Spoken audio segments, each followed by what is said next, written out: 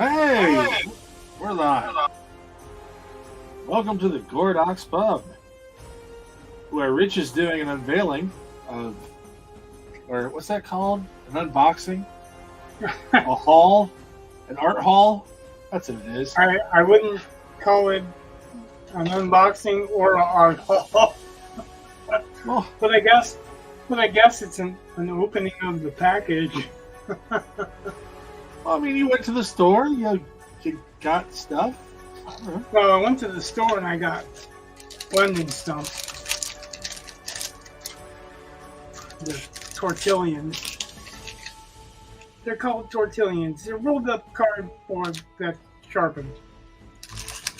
Or mulched paper that's sharpened or something like that. But they're for blending. They're for blending the stuff that I'm using. You could blend pencil with it and get, because of the points that they've got, and they're finer points, more longer tapers and all that. Because you can do that, you can actually draw with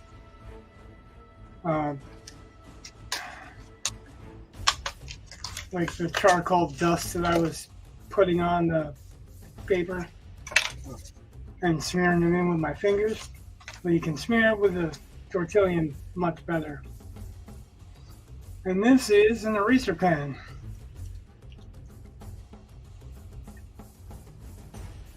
A very small eraser. These are refills.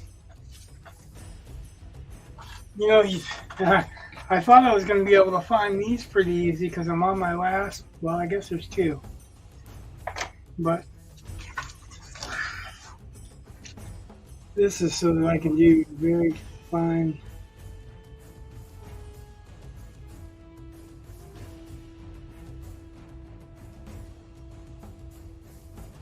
erasing.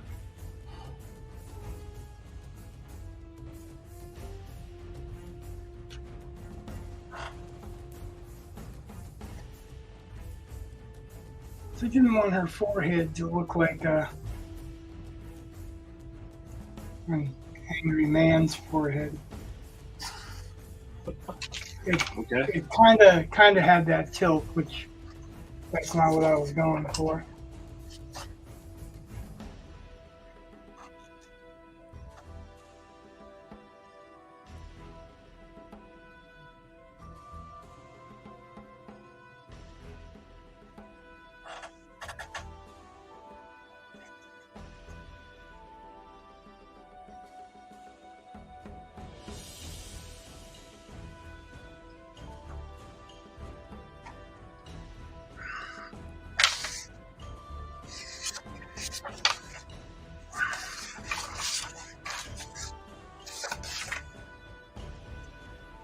And so, because of all the fun you made with that picture, I figured I'd just do a different one.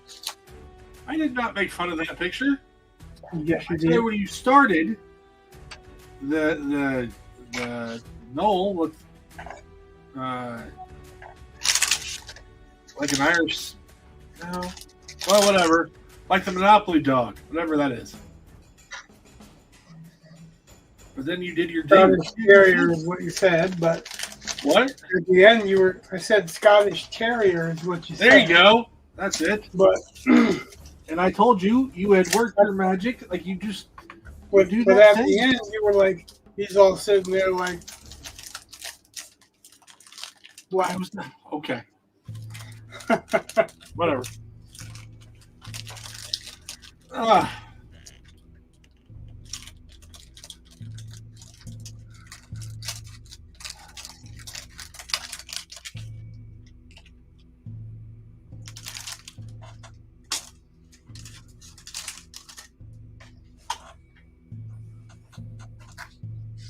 I can tool around on this a little.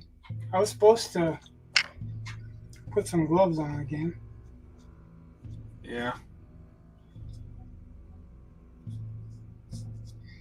Had a very early doctor's appointment today.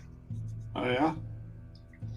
And it kind of threw me off because I didn't get my normal normal hours of sleep or normal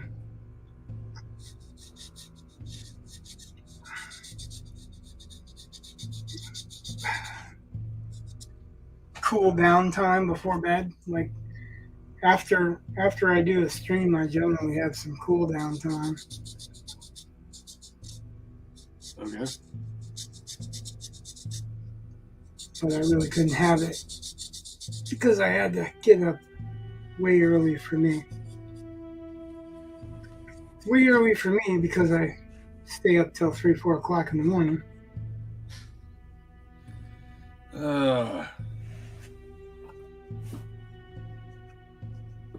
I don't think I could handle that. Well, of course you couldn't, because you've been a teacher for how long? So yeah. How long have you been getting up early? And well, in the summer I could do it. You probably don't even think about it as getting up early anymore, right? Oh no, I still think of it as getting up early. What's funny is I used to get up a lot earlier. And I would stay up later. But, I was young and apparently had more candle to burn at both ends. Yeah, I was convinced for a longest time that 6 and 7 o'clock never came twice a day, that was a myth. Oh, yeah. It was a construct to keep us under there.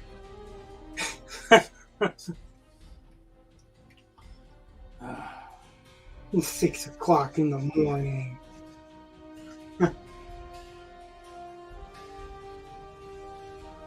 My parents, I don't know what they were thinking, but I had an 8 o'clock bedtime for, I don't think it changed until I was 9. And then they let me stay up till 9. So in the summer... Yeah, I think that's the way it was in my house as well. Well, so in the summer, all right, I'm going to have to go to bed at 8. It's still daylight outside, whatever. And then they'd get pissed at how early I'd wake up. Like I was going to sleep till 10 or 11 the next, it's like 8 to 4 is 8 hours. To make up your mind. Do you want me to sleep or do you want me to go to bed early? So, just one of those things. It's just... It's funny that that very thing is what made me like James Bond. Because you can stay up and watch them? Yep, because I could stay up and watch them because my mom loved James Bond. It was my dad that liked him, but I mean, yeah, I got to stay. It was, if James Bond was on, we got to watch it. Now, the first several, I didn't make it all the way through because I fell asleep, but still, it was the principle of the thing. Right, it was the first.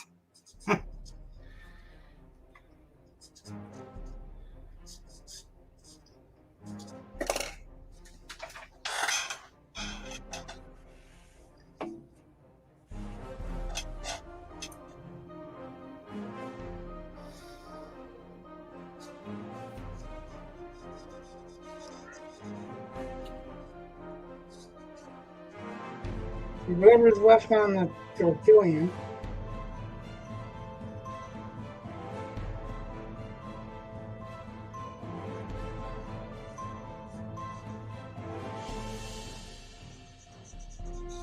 You can use to lightly sketch.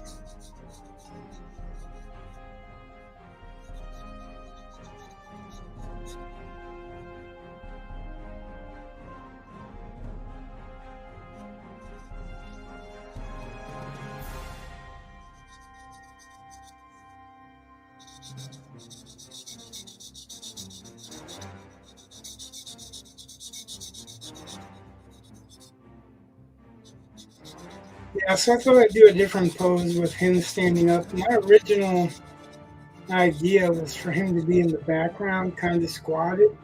Yeah. Not quite a Spider-Man pose, but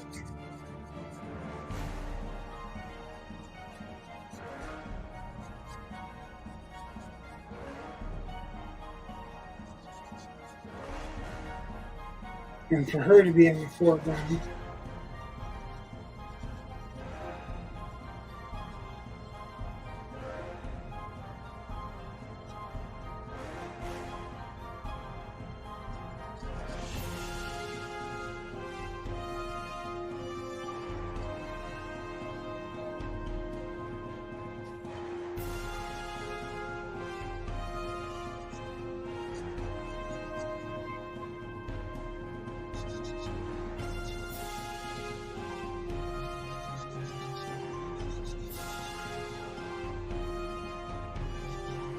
Have you ever heard the story The Little Girl and the Wolf by James Thurber? Maybe. It's super short. Like, it's flash fiction before there was a name for flash fiction. And it's, you know, your typical Little Red Riding Hood, except for when she gets to Grandma's house, she gets about 25 feet away from the bed, pulls out an automatic, and kills the wolf. Pulls out an automatic? Yeah. That's what Well, I yeah, always I think you mean semi-automatic. Nope. I mean, it flat out says automatic. Yeah, And, it probably says automatic, but he probably means a 1911 semi-automatic, because a lot of authors call a 1911, which is a semi-automatic, an automatic. They call it a 45 automatic, but it's not automatic. I always imagine. I like the idea of it being correct, that she pulls out a automatic, I don't care, pistol. Like an easy? Yeah.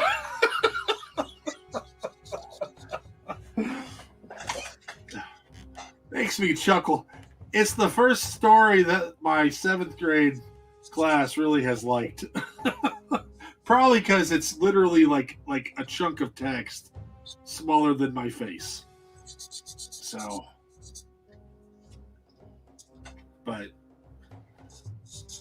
it was kind of funny because they're reading through it. They're like, "Oh, I've heard this before."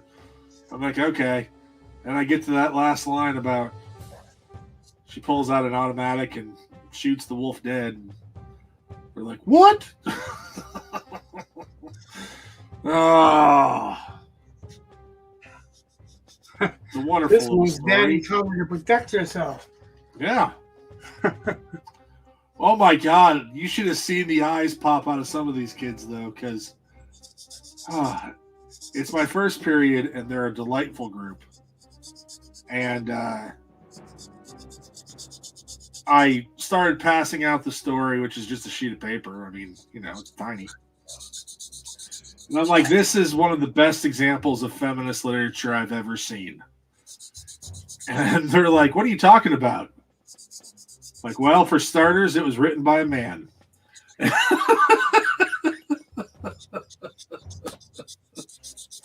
But yeah, you know, she takes care of herself. She's prepared.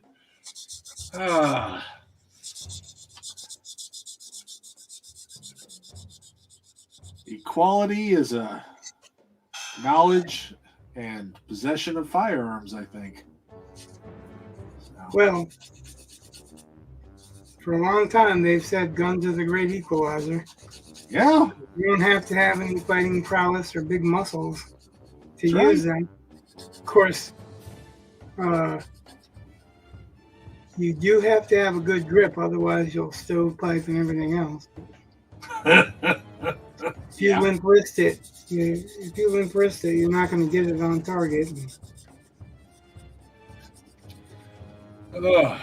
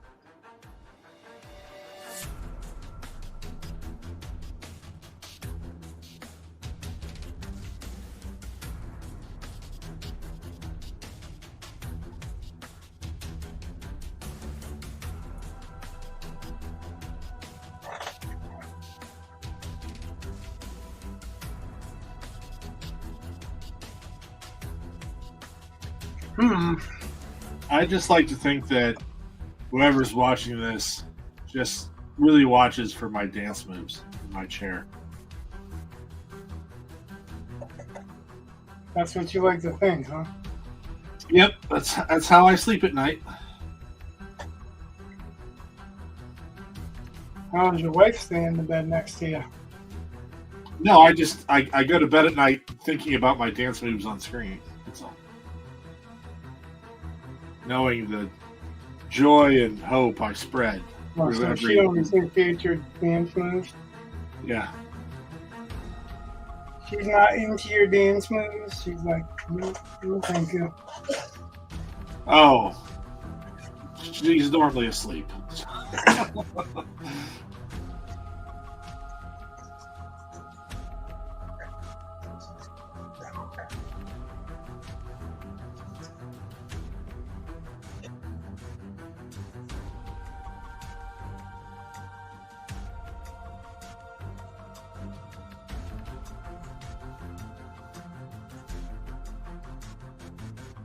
So this is a 6B, which is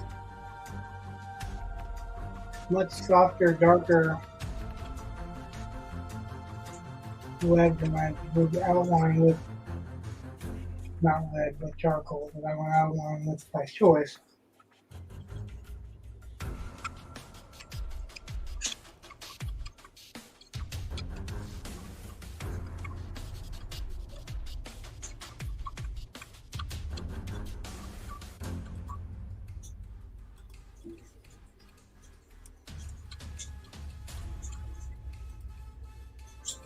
I've actually got a dedicated knife to sharpen all this because using my X-Acto knife, and I have to be super careful.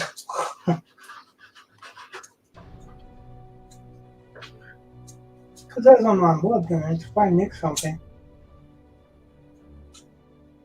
you guys will watch me bleed out on screen. Well, you know. Oh, crap. We'll probably cheer you on at least a little bit, like, you know. Nobody would cheer me. You can stop it. They'd be telling me how I'm doing it wrong. Oh, you look like a fish flopping around out of water. Yeah, probably. Man up. Sound like a man.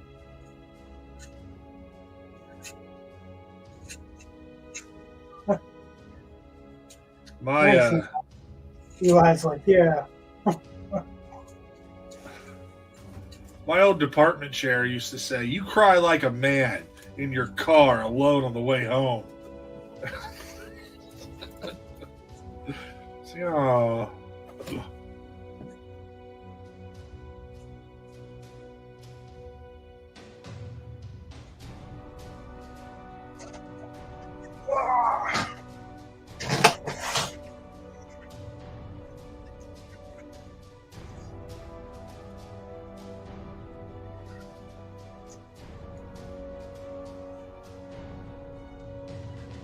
My rule of thumb is to always put the X-Acto knife away.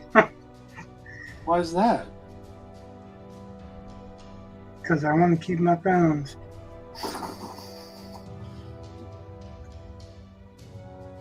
This whole discussion about bleeding to death, has something to do with it as well.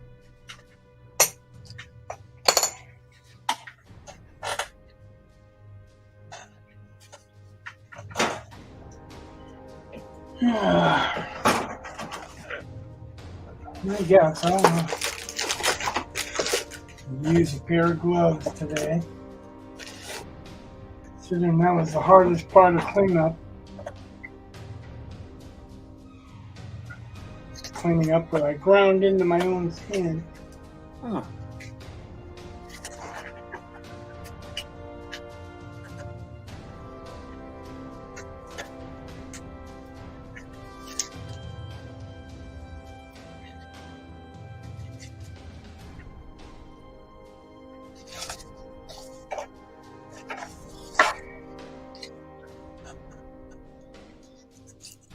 I sharpened it with a knife.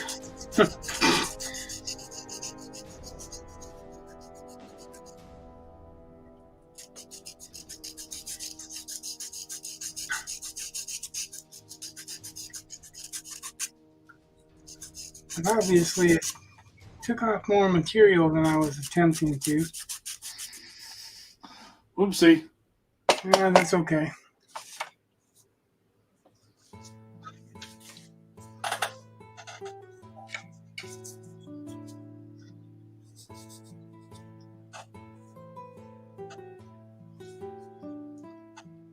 Another thing I wanted to do that I didn't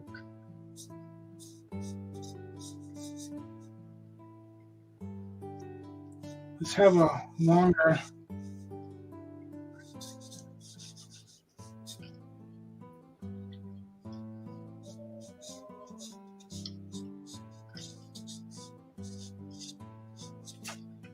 neck on that head.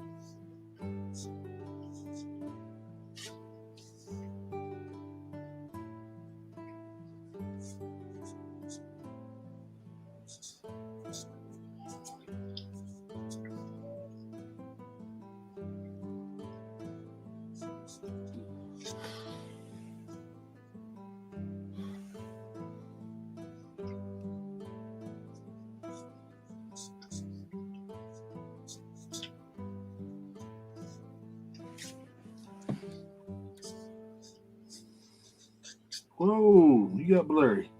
There you go. That's better. Good job, Rich.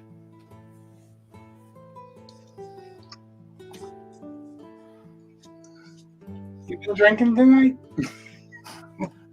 No, that's why when you went blurry, I was like, well, like, because you couldn't see anything. It was just like fog. It's like, what? And then it fixed itself. Or your cameraman fixed it. As if we have the budget for camera people. Yeah, because if we had the budget for camera people, I would have 2 cameras, so I would have my ugly mug on screen as well as this. I know everybody's thanking themselves that I don't have any budget. Oh, Lord. No, but I can get a message to him.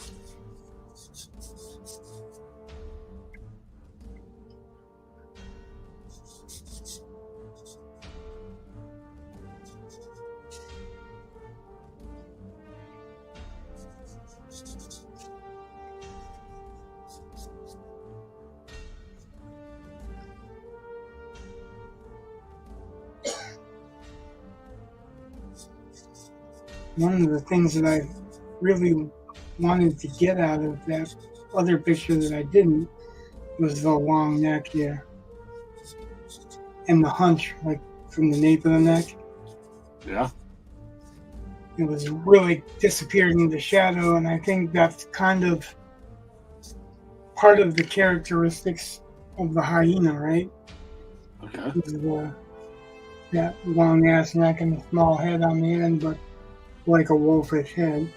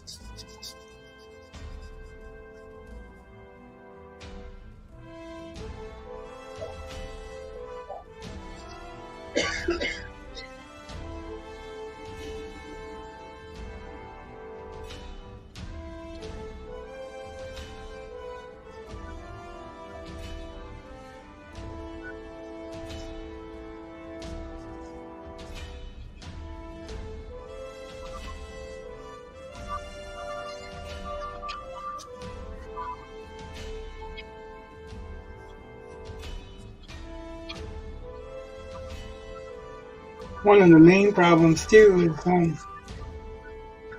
doing the dramatic shadow look that I want to. Okay. Doesn't really allow for much tawny fur to show through.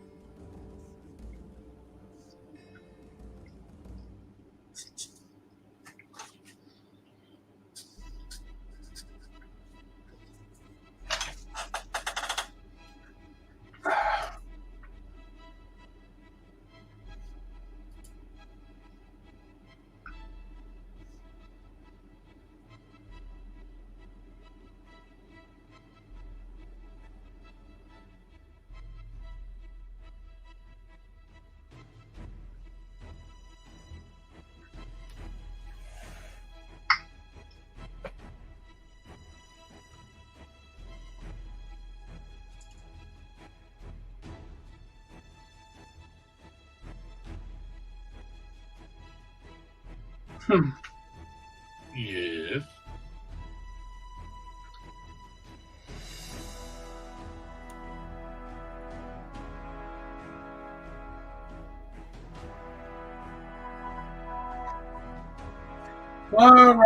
References.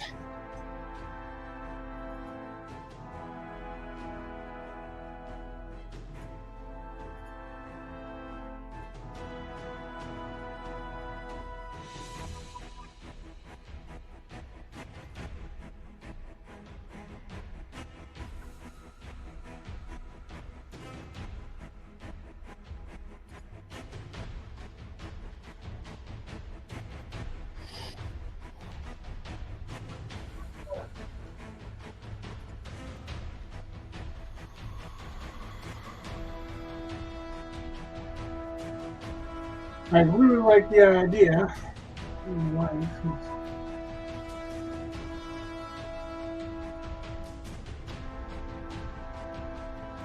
No.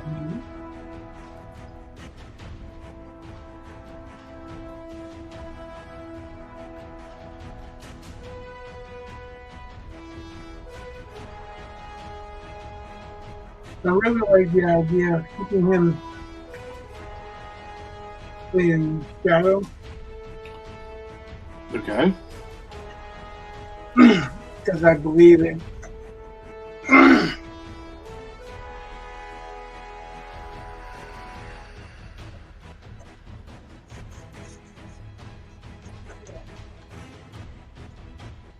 Makes things curious. Makes for a mystery.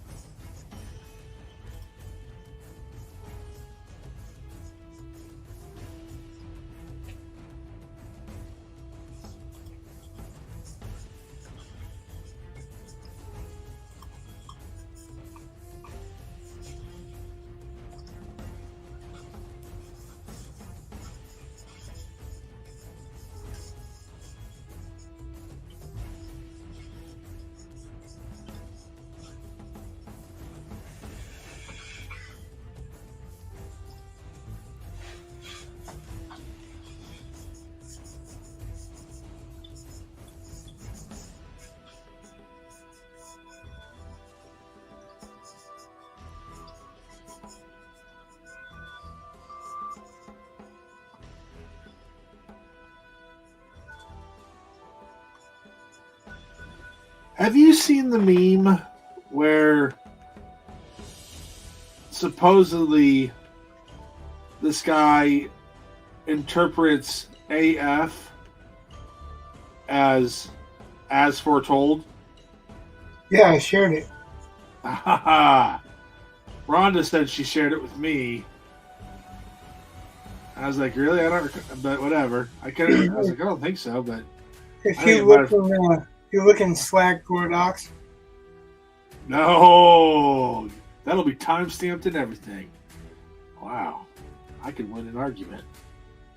I don't know what that's like, but anyway. Yeah, I really do like that concept. I do, yeah.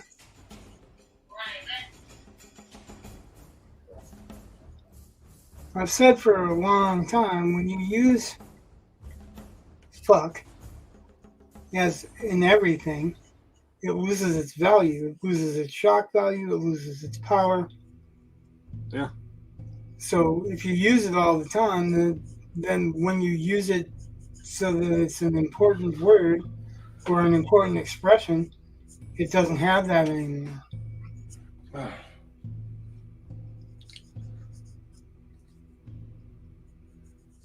I've tried to explain something like that to my 7th graders about how if everything makes you want to yell, then your yelling means nothing. All this, because oh my gosh, that school, they like to scream. Just all the time. Like, oh, and they have tiny passing periods. Like, they're only 3-minute passing periods, which I kind of find ridiculous, but whatever. And every time someone screams.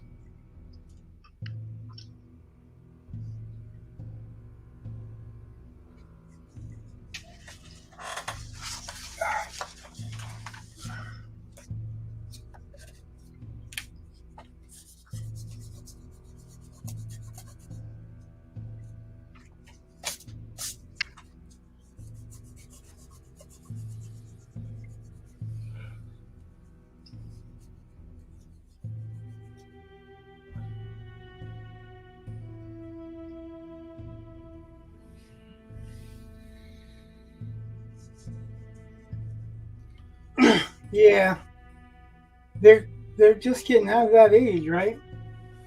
I guess. I don't recall just screaming indiscriminately when I was in 7th grade, but maybe we did. I don't know. Well, I'm saying getting out of that age. I think that age is for what I know was right around 5th grade. I think like 5th grade, 4th grade, 3rd grade. But they're not the same as my days.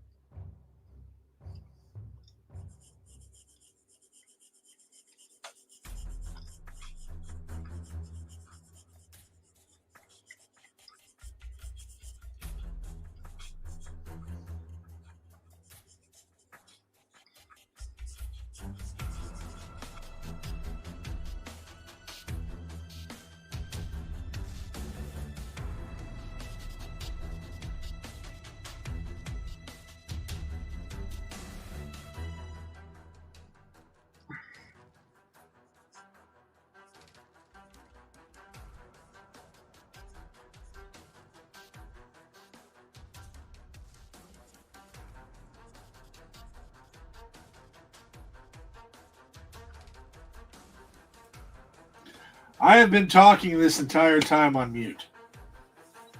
Oh. Let's try this again. Hi, Jay. I hope you're still here. I apologize. I was on mute because I'm an amateur. So, apologize for that. He said he put some leftover coconut milk in his coffee, and I said, well, he also doesn't recommend it. And I said, I inquired why. Because did it ruin the coconut milk? Because I don't do the coffee. Ah. Yep.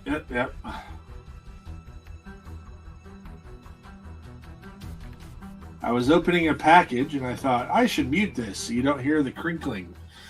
And I did. And then I never turned it off mute because, you know,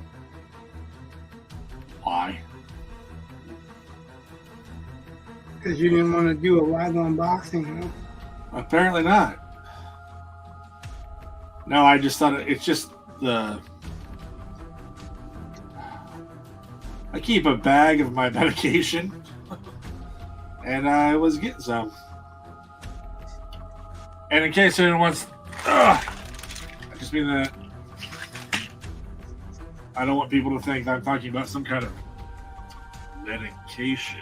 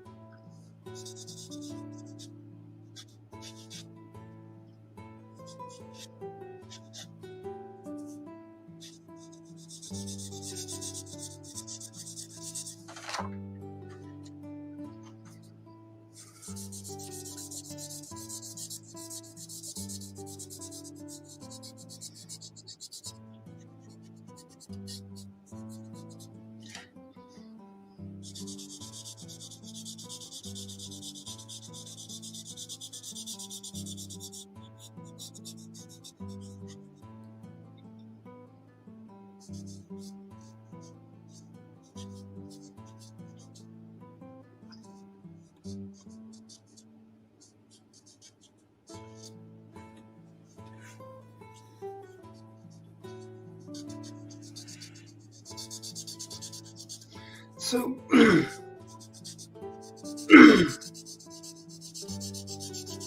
picture this as kind of modern, or As what? what time period are you picturing this story taking place in?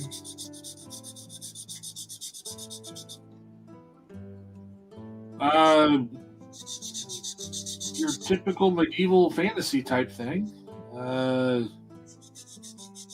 Trying to think if I. Can't be too typical if he's got compass and half gloves. Yeah, but That's why I was asking, because you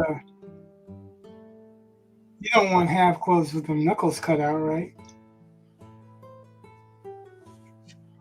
I want the fingertips gone. Yeah, you won't be able to see that in the fist, but I'm saying you're not looking to have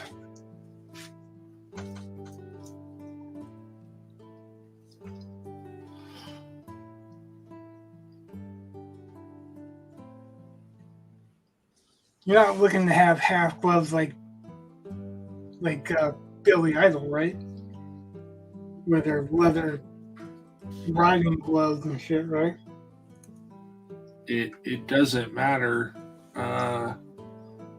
Kinda. Well,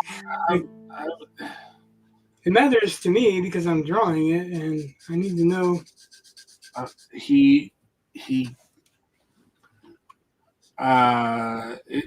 It would be normal gloves that he cut off the fingers, basically. So his fingertips are free. Right. So Now, as for kid gloves. Okay. Well, you're talking about time period, right? If it's medieval, then the gloves are generally kid gloves. That's why the saying, "You take off your kid gloves."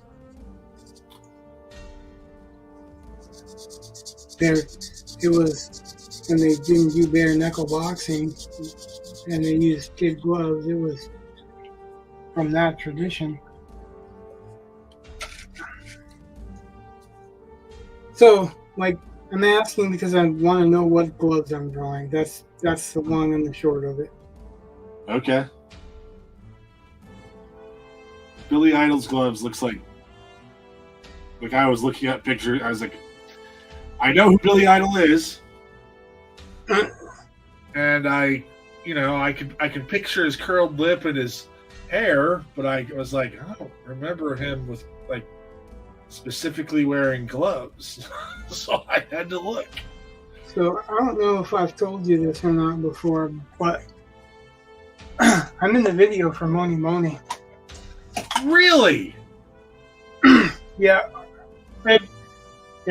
It's a very, very big part because you only see me go down in the corner of the screen because I was walking over to some seats and I accidentally hit the fixed ass when I climbed over the seat. And she whacked me so hard on the ass afterward that I lost my footing because I was like half over the next thing. It was an amphitheater and I was walking my way up to the blank seat.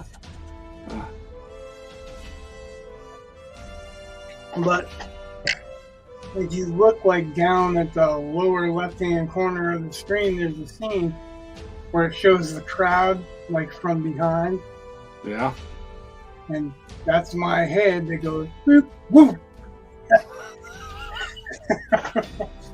Wow. So anyway, the point to that really was that on stage you had two big giant fists with the whole knuckle holes cut out. And the big empty spot, that was what the half gloves were for the time. Yeah, no. I'm seeing these gothic fingerless bikers gloves or something like that. Yeah, kind of big. I wouldn't say gothic, but yeah, fingerless biker gloves. The ones that they made popular in the 80s with breakdancing and shit like that. But he was, wearing them and doing fists with fuck yous on them.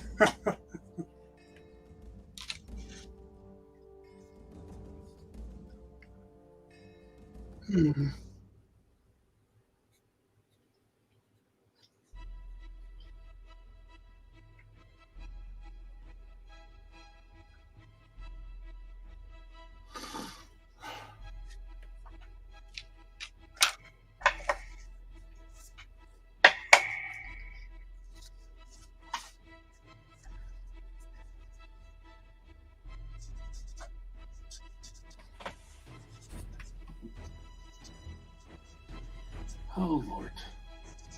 Billy Idol pictures are... Ooh, some of these are great.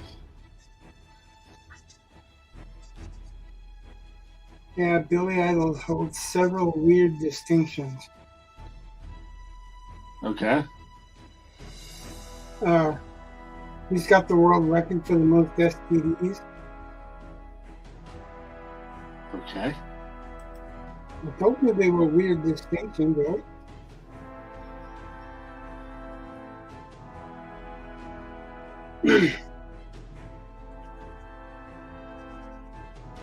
I went to see that concert because the bass player from the Cult, that was the opening act, the Cult, the bass player from the Cult paid my way and 3 other guys because a friend of mine's mom was a cab driver that had him in the back of her cab, and she didn't realize when he said who he was.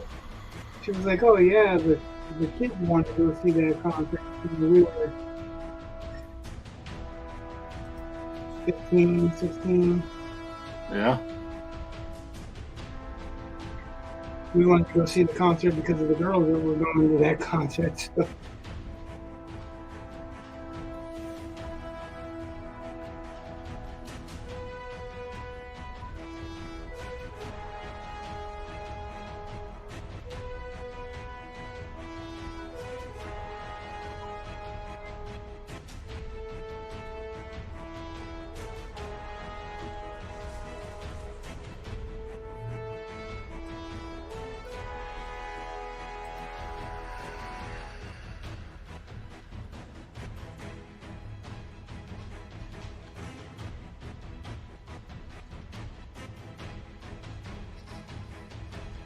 That's one of my weird stories. Like, I've seen the video for Money, but it's just my head bobbing down because this chick whacks my ass so fucking hard.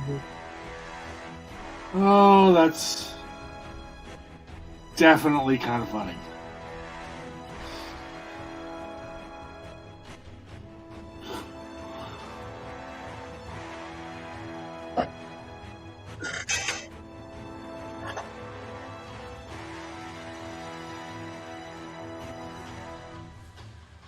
That was in Nashville. I had actually tickets to see Rat like the next month, but Rat let Poison open for him, and that was Poison's opening tour. Okay. And they got booed off stage for Poison the show before, so they canceled.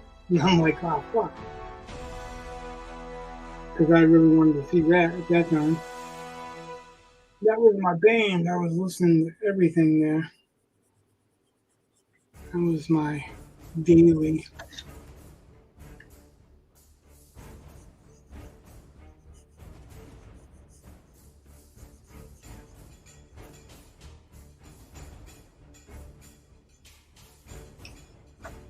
And that was a Dancing Undercover tour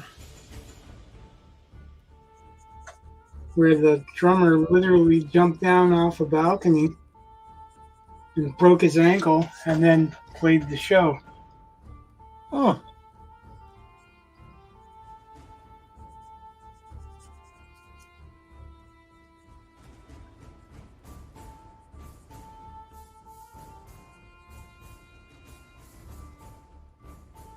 I would kind of think a drummer might need a ankle.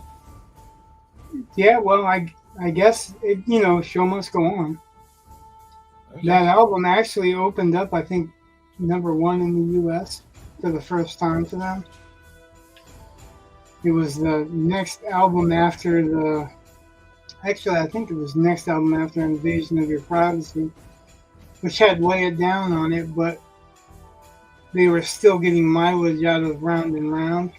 Yeah.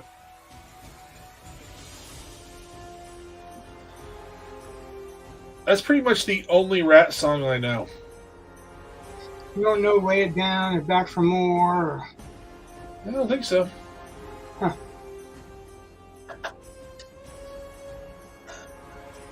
I kind of missed the whole Rat thing. Well, it wasn't a whole Rat thing. It was the hair band era, and they were just one of them. Well, I get that, but they seem to have... By the time I started, I guess, being more aware of that, Rat had pretty well already faded. They did Reach for the Sky with Way Cool Jr. They did Detonator. There was a couple other big albums that, like late 80s, early 90s, so...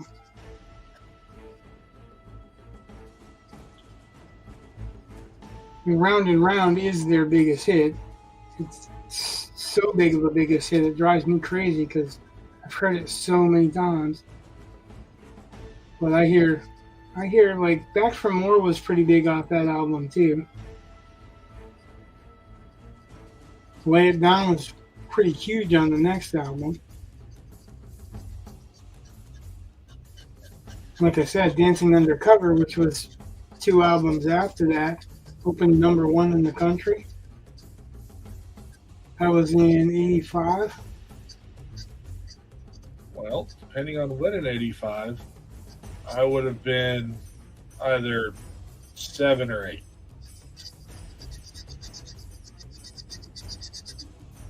Okay. Well, at that time where I lived... You've heard songs that were from the 50s, I assume. Yeah, because my parents played them. But what I'm saying is... Really, that's all? Only because your parents played them? Well, no, but it was a lot easier to be exposed to it. I'm just saying that there's a lot of songs that from a lot of different time periods. Once they're out there, people are going to hear them. You probably have heard some of the ones I'm talking about. You just don't recognize them. Okay. I'm just saying, because Back for More was pretty popular. It had a video. Had a video with, actually, Milton Berle was in it.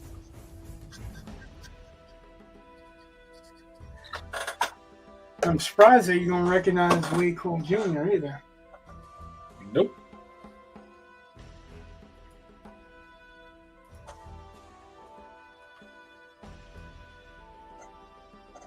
So, because I can play snippets, as long as we talk about them. Oh, okay.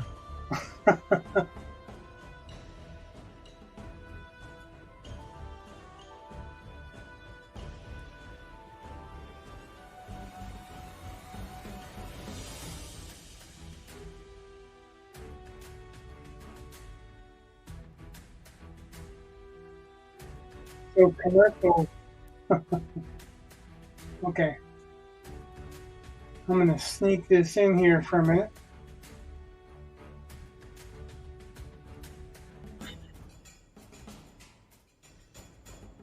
And we'll comment on it because I remember it well and you don't, but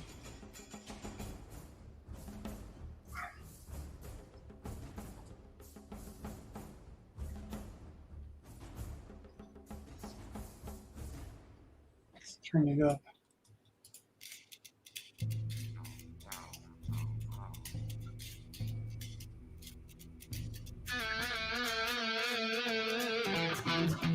Can you hear it?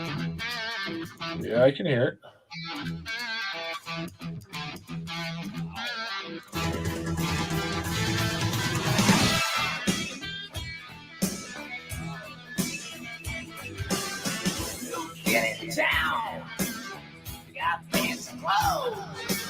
Yep, never heard this. Never heard this. Nope.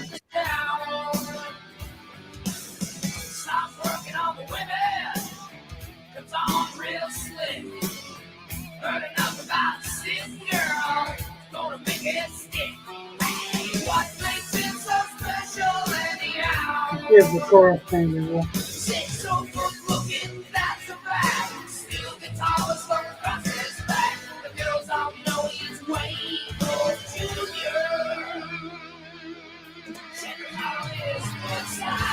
Gotta pause it and talk about it for a second. So that it's a review and it's not just, copyright infringement or whatever. Well, he came from Memphis, somewhere down south. Started hanging with the blues crowd. That's how he got that crazy sound. What is all this talking going round? This is filmed in the bar that actually they got the started.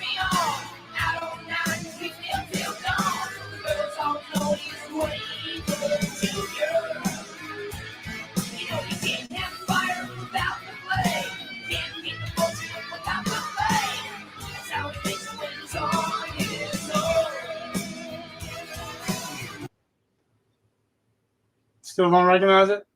Nope. Okay, well, we'll try the other one.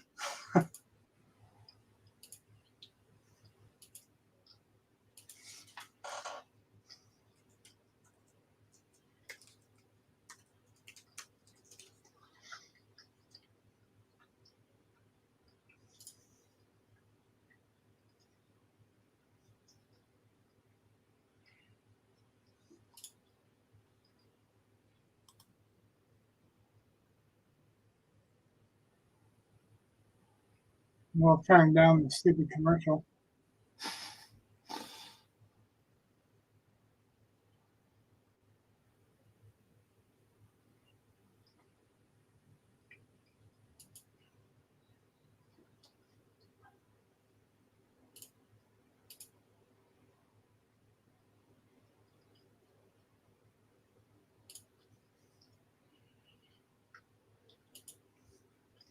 So this is the other big one that was on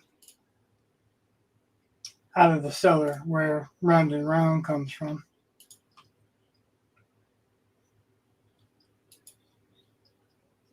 I don't know if I got a choice for the volume here. Let's see. I had to enlarge it to get there.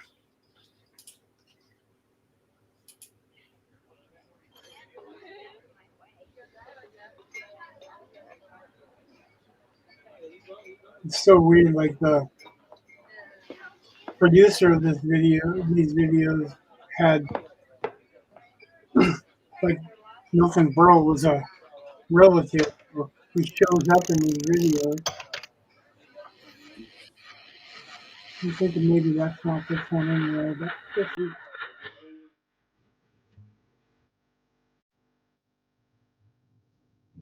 That was Tony Katane, right? Yeah. Before she was David Coverdale's girlfriend, she was Robin Crosby, or not Robin, yeah, Robin Crosby.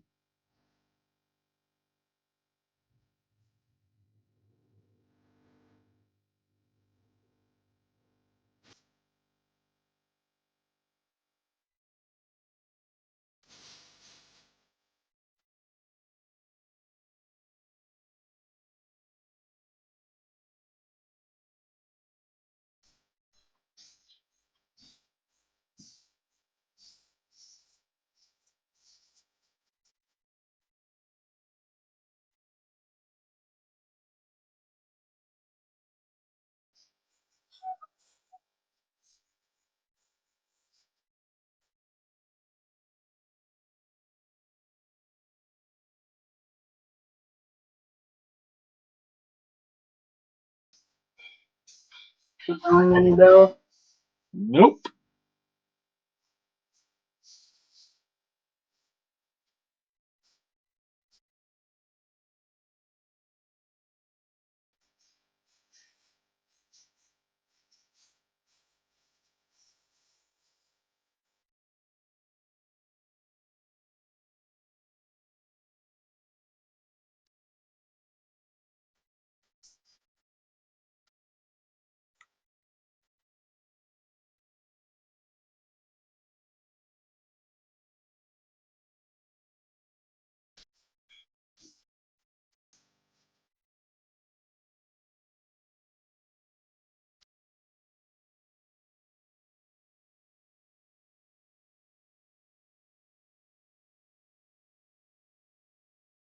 Well, half the band is dead or quit. Yeah. So yeah, that's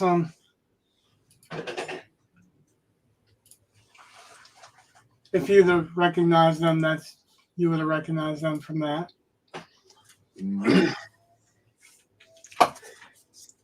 But you did say you weren't very old through that time period. Well, I didn't there's actually. It was also a matter of what radio stations were available that would come in where I was. And we didn't have cable until, sometime in the 90s.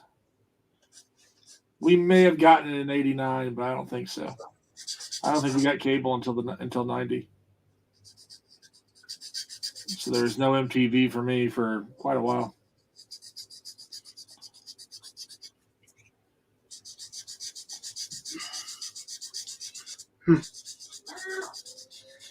Well, we didn't really have cable either, but there were local video things. I can't even remember what they were called, but like on regular stations, they had some video drops here and there. But I don't think I ever heard them from cable. Well, I'm just saying there would have been no MTV. That was much later. It was radio stuff or like underground with cassettes and stuff like that. Which you don't really see much of these days, right? Not too much, no. Every time somebody tries to share a underground video these days, Metallica sues them.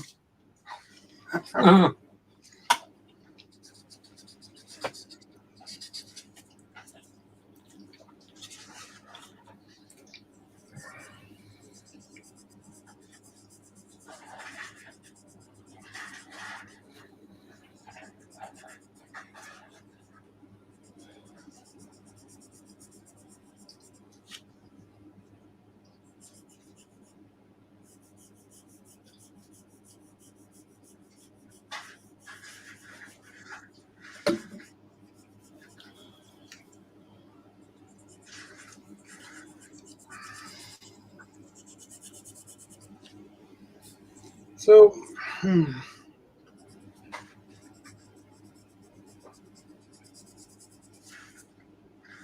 either one of these getting close to what you're picturing? Are you okay? No, I haven't been okay for a long time. You just sounded like you were, I don't know, stepped on a Lego or something. No, that's my knee. That's the SI joint dysfunction. I literally just bent my knee so that I could slide myself closer to this. And it felt like somebody stabbed a fucking railroad spike up in it. Wow. It's gotta be pleasant. Yeah, that's what it is.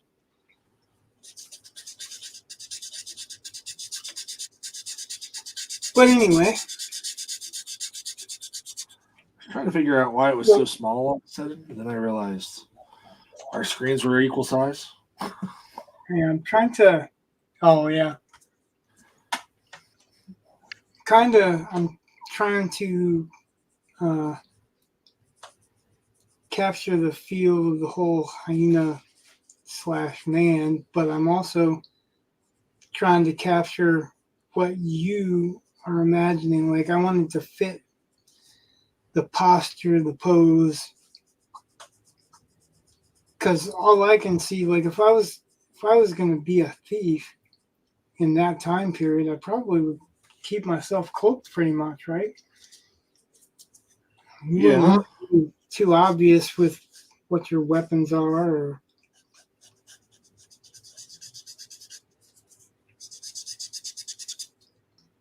which is why the original one I was making so heavy with the shadows.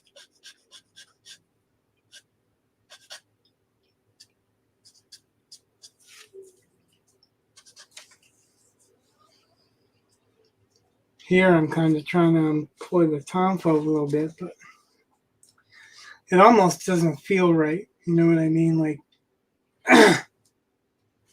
you wouldn't be carrying around tonfas in your arms or whatever. You'd have to be using them in action for that, right? Right.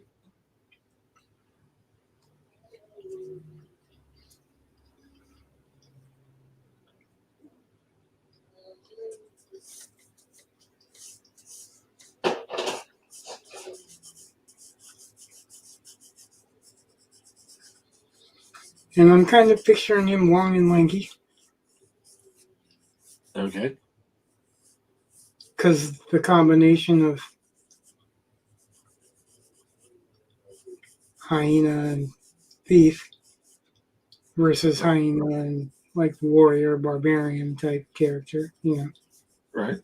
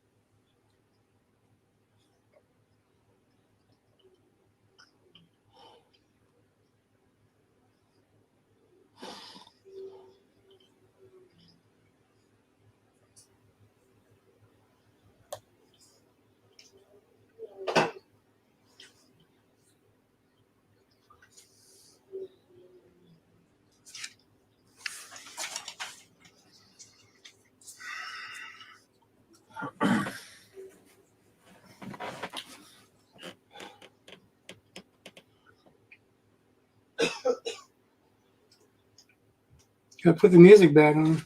Oh, yeah. Sorry. Goodness. Sorry. My bad.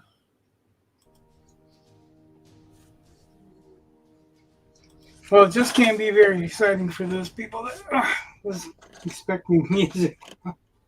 No, I should have turned it back. I turned it off for the rap videos and then just spaced it completely. No, that was completely my fail.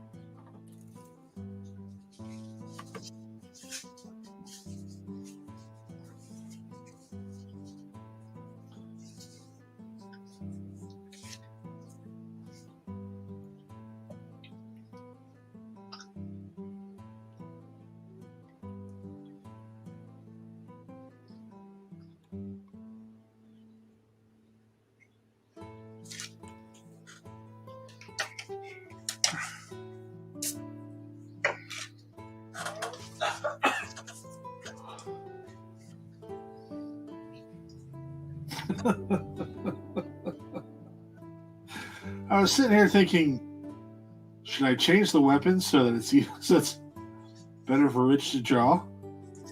No, I think I'm gonna take the weapon out of his hand. Okay. Because there's no sense in it being in his hand unless he's using it. Yeah. Yeah, I just chose the Tonfa because I wanted something that's less lethal than a blade. Something that could conceivably be used to incapacitate versus kill.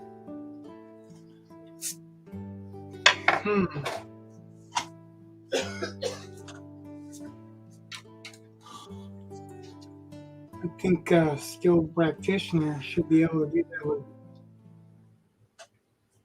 anything. Well, when you have a sword, there's not a lot they can do but stab and slice. You can use the flat of the sword, you can use the back of the sword. Yeah. Or just carry something that's not sharp. And not especially weighted.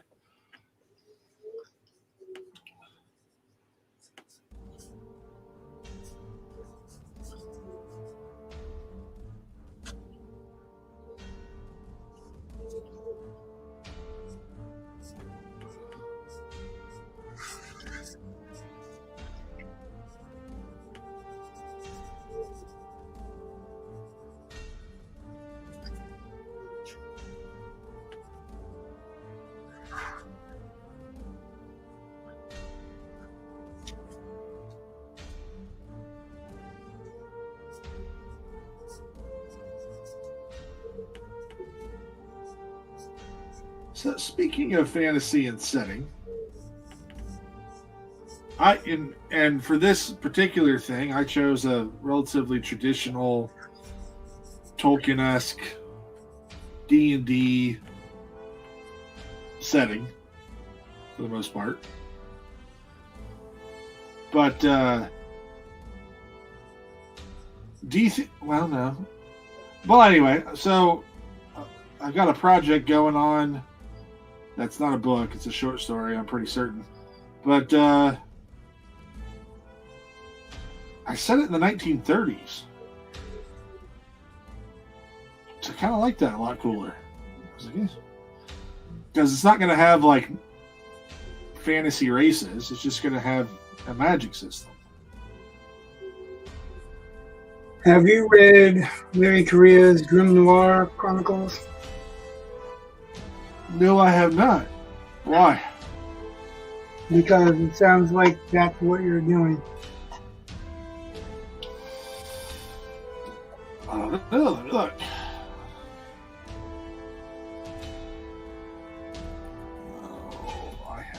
The first book's called Hard Magic.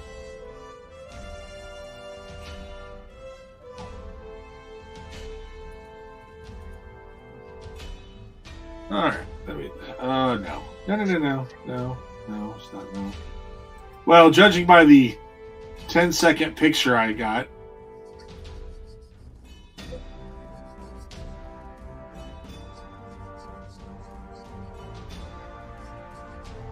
yeah, no.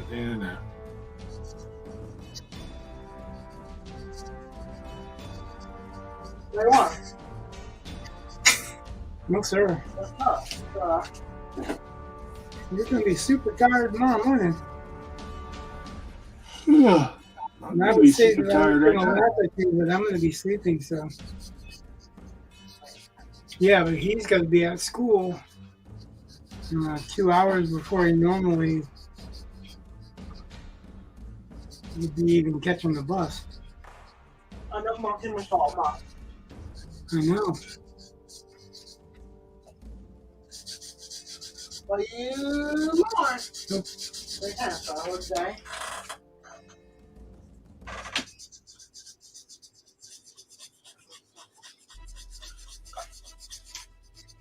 What do you want? Can't do it. Yep.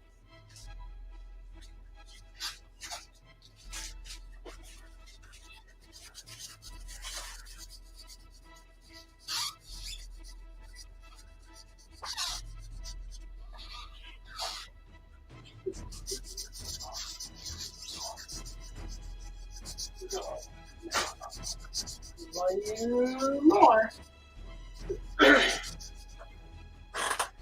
He's going out of town tomorrow, so he's got a field trip, and they're going to start like at the school at 6. They're going to meet everybody at the school at 6.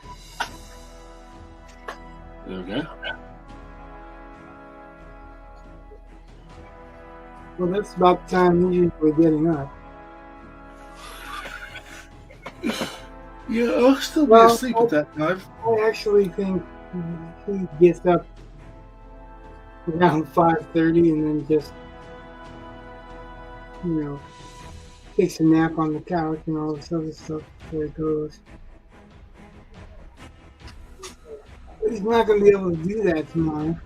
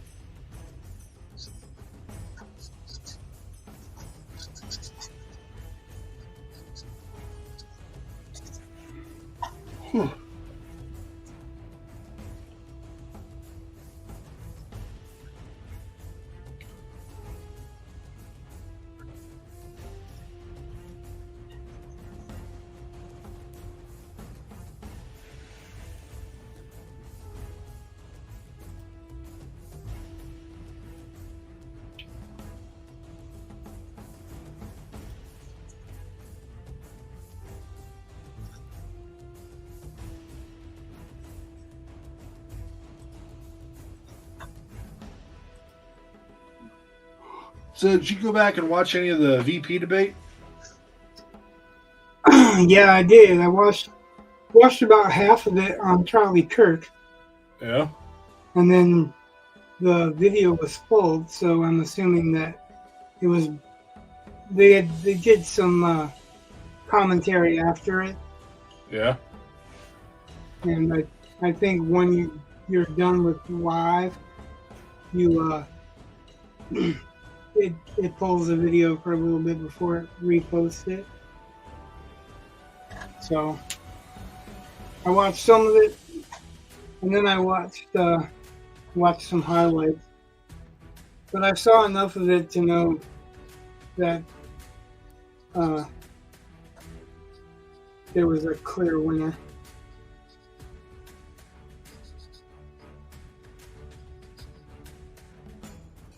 There was a guy. It's probably It just a wasn't- troll. It wasn't the guy that said he's friends with school shooters. Right. But so I tend to look at 𝑑�𝒊𝒏𝒈.locals.com, and there was somebody posting stuff just ripping into Vance, which is kind of rare because 𝒂𝒊𝒏𝒈, he's Canadian. He's moved to Florida, but he's pretty conservative, I'd say. And Robert Barnes, I'd say they're both pretty libertarian, actually, but whatever. I'm pretty sure that he makes appearances on Tim Pool's show. Yeah, they both have, I think. And yeah, so to see somebody posting this stuff about how Vance is just biting it big and all this stuff, and I was like, this just sounds like a troll.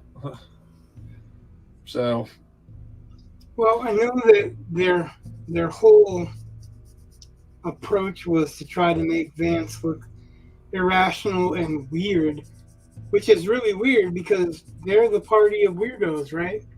yeah, That's their whole shtick, right? It's okay to be weird and all this other stuff. So why would they be pointing fingers at Vance and Trump and calling them weird? You know what I mean? Like, don't you support weird? I thought you supported weird. yeah. Like Keep Portland weird. But so yeah, like their whole point was to try to make Vance look weird, and Vance just outclassed them. He really did. Like, he didn't sink to the accusation stuff. He was very cordial with his opponent, who looked like he got, electrocuted a few times every time that Vance would make a comment. Now, the moderators weren't supposed to fact check, and the first thing that she did was fucking fact check him. And then when he tried to explain, she cut him off. Thanks for telling us how the law works. Hey, you fucking piece of shit. You're not supposed to be even fucking... you're not supposed to even be fact checking, but you can at least let him tell you what the difference is between being a legal citizen and a protected status citizen, because they are not the same thing. But he acquitted himself very well. He's got he's got quite a bit of eloquence for someone that's as young as he is, and patience. And I think he is, and this is going to sound really weird, but I think he's the perfect foil for Trump. He's the straight man to Trump's comedy routine, and like he's explaining Trump away in a rational, like Trump usually just jumps on the "you attack me and I'll attack you" approach, and Vance just blew all that attack me shit off, and every time that they tried to attack Trump, he fucking hit them with facts. And they didn't like it, but he hit them with facts. So, the more I watch him, actually, the more impressed I am with him.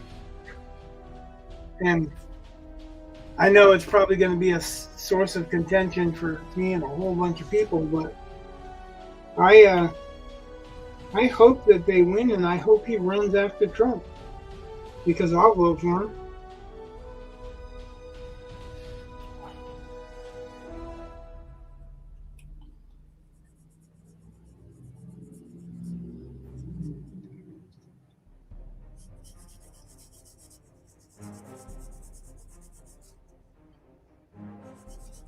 Like, I didn't think I was as heavy conservative as I am.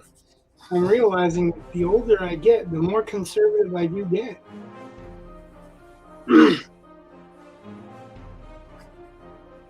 The more I see, I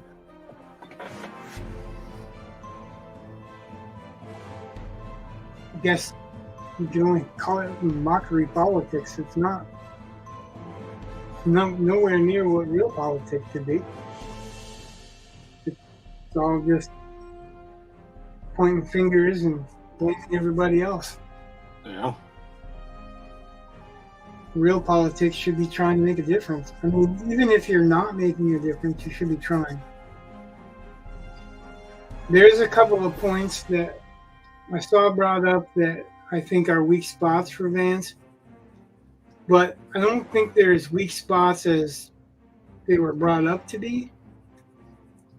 I just think that Vance didn't expand on his approach to it or his opinion to it. Like, I heard that he wasn't, representing the free markets enough by saying that he can see some of Walsh's points, and that he didn't think that Walsh is, out to get anybody or whatever. I think that was the decorum approach. I think he avoided answering accusation with accusation, except for where it was factually provable.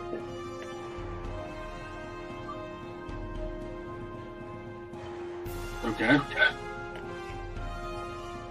Like, it wasn't just throwing shit out at, well, Kamala's going to do that, Kamala's going to do this. He's pointing out that Kamala's been in office for 3 years, and all this shit that she's supposed to make easier and implement or whatever, she's had plenty of chances to,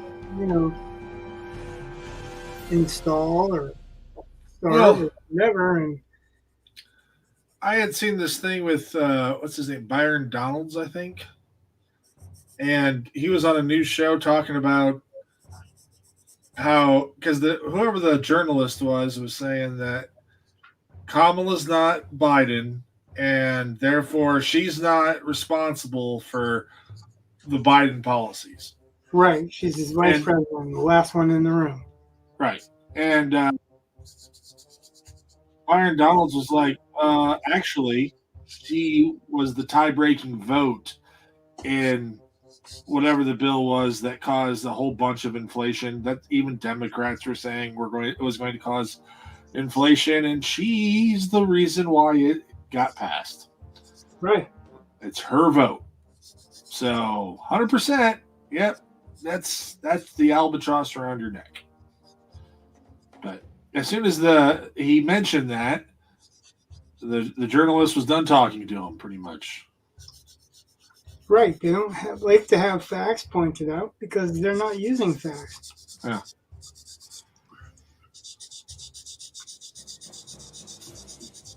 Like that whole debate, that was another excuse for them to try to attack the Republican Party. and Vance went in with the most decorum of anybody that's been debating in a long time.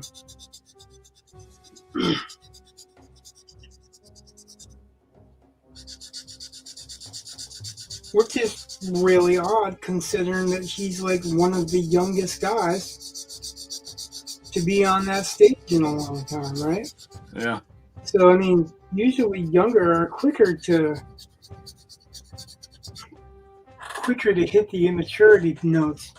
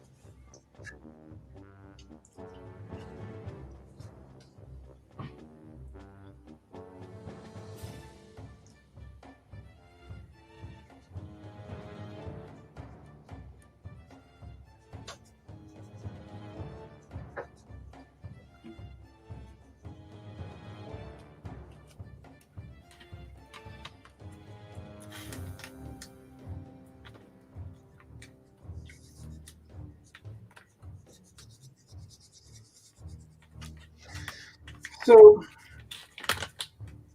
I'm going to give you options.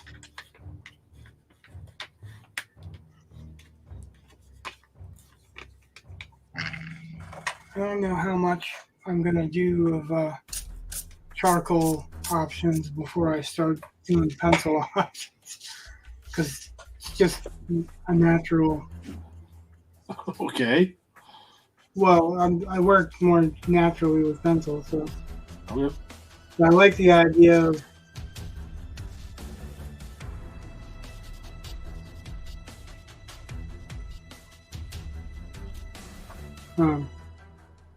doing some scale work.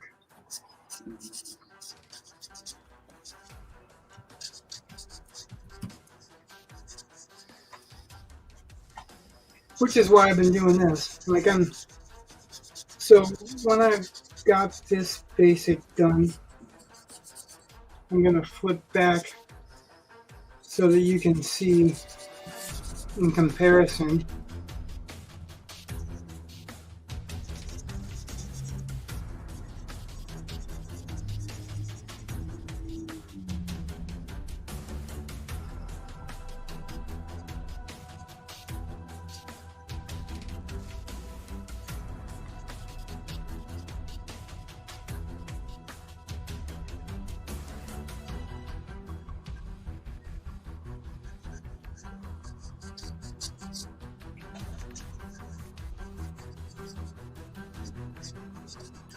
And I also got to thinking, like, I never asked you how many fingers he has or any of the important questions. Just I'm maybe- assuming the normal. I never thought about that one actually. Literally, I just figured normal human hands, or at least Yeah. I wasn't making normal human hands, to be honest. I'm saying 5, 4 fingers and a thumb. I didn't think about it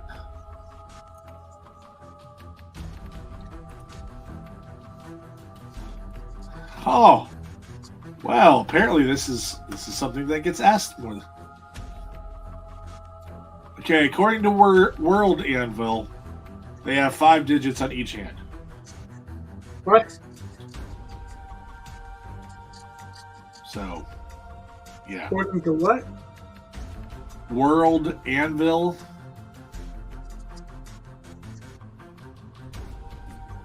It was the first thing that popped up on Google.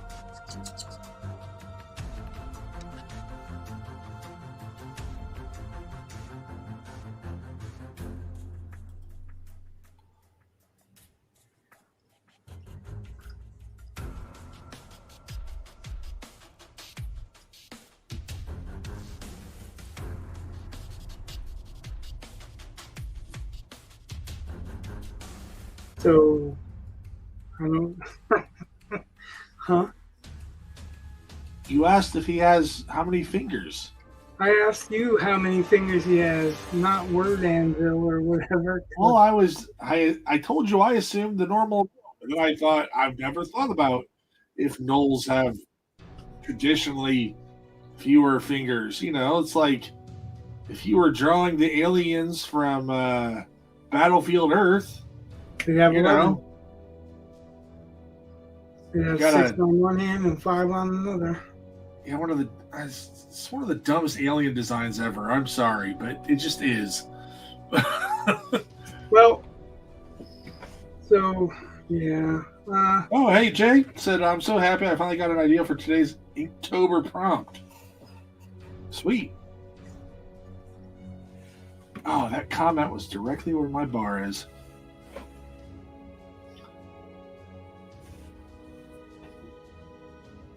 Jay, if you're still there, what's the idea? Well, and what Inktober is it? Inktober? Is it Battober? Is it Tolktober?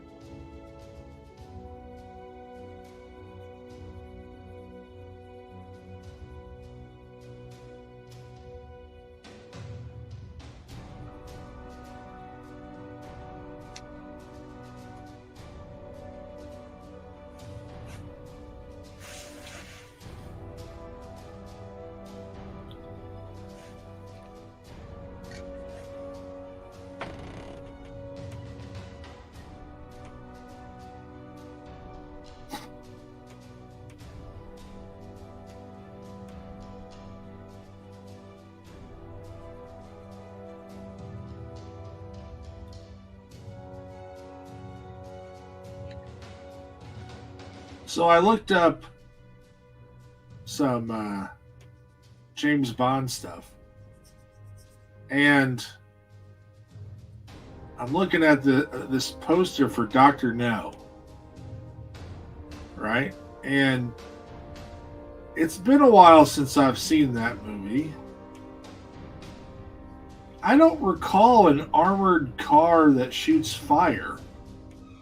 Yeah, it's not an armored car. It's well, it is, but it isn't. It's supposed to be a dragon. Right. We think that there's a dragon on the island. Oh, yeah, that's right. Okay, yeah. That it actually is attacking and killing rare birds and all this other stuff, which is what brought it to Bond's attention in the first place, is that people were complaining about it. I didn't remember if it was in the movie because I read it in the book and I was like, yeah, I kind of do remember that, you know. And you brought that up, and it's kind of funny. Well, yeah, I remember what's her face coming out of the water, and you know, I mean, that's a moment. Or when they're going through the like decontamination thing, it's like that's a moment to keep trying to pause, but I don't recall the flame throwing armored fake dragon. Oh well. It's actually in the book too. Yeah, well, I think you can just tell what my memory latched onto, and It wasn't the flamethrowing vehicle, it was the flaming hot chick. Ah.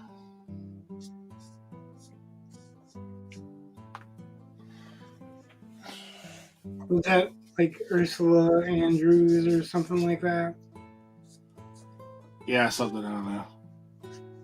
I mean, I know it's an iconic shot when she comes out She of the water. actually had an interesting story that I don't think came through in the movie.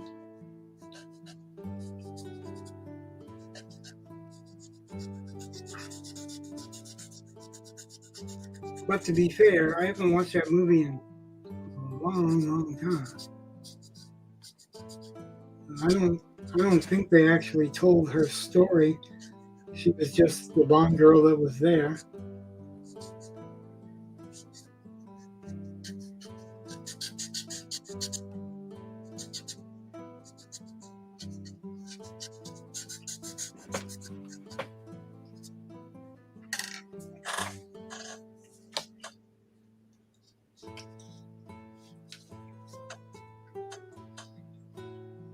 Well, once again, I could be wrong.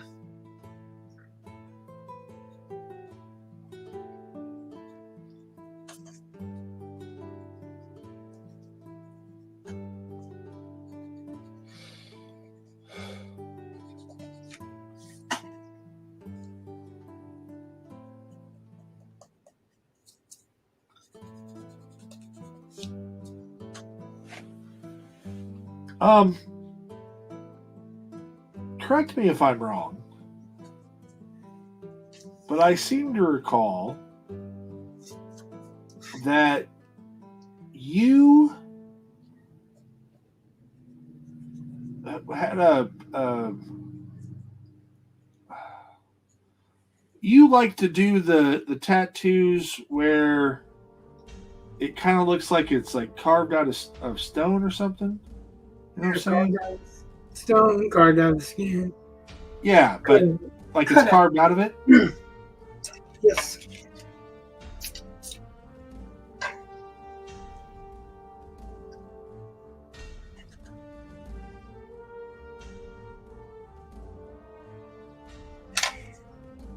Okay, so I was gonna ask, is there a reason, or you just? yeah, there is. Throwing that I out hate there? saying it, but I'm gonna say it because it's cool, or at least it's an idea. It's. I always feel bad on one hand saying this is what I want because I don't really I didn't exactly know what I wanted anyway, and then also I feel like you're doing me quite a bit of a favor. So So when I say this is an idea, this is just an idea, and it's kind of in your wheelhouse, I think. But so the drow chick, like part of the stuff where she's an augur is because they put her in these webs and spiders crawl all over her and scar her up and stuff.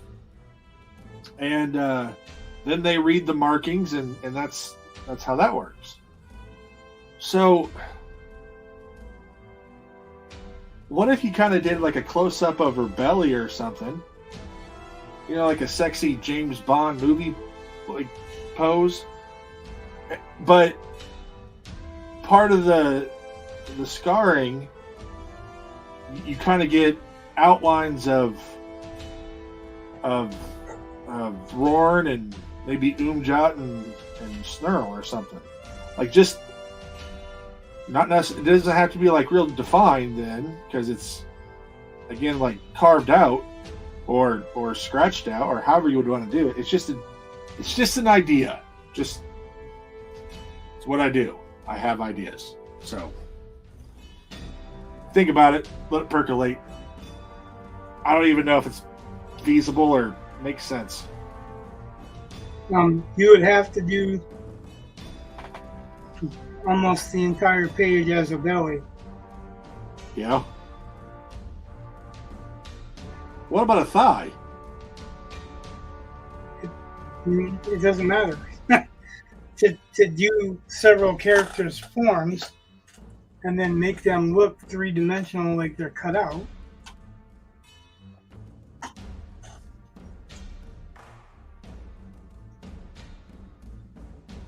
That's what I'm talking about.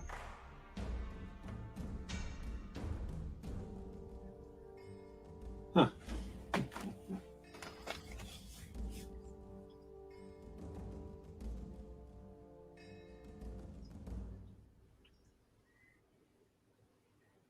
Well, anyway.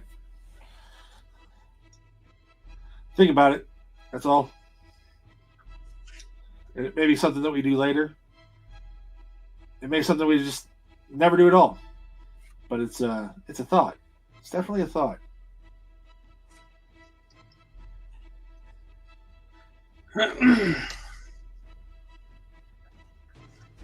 Okay, that's a thought.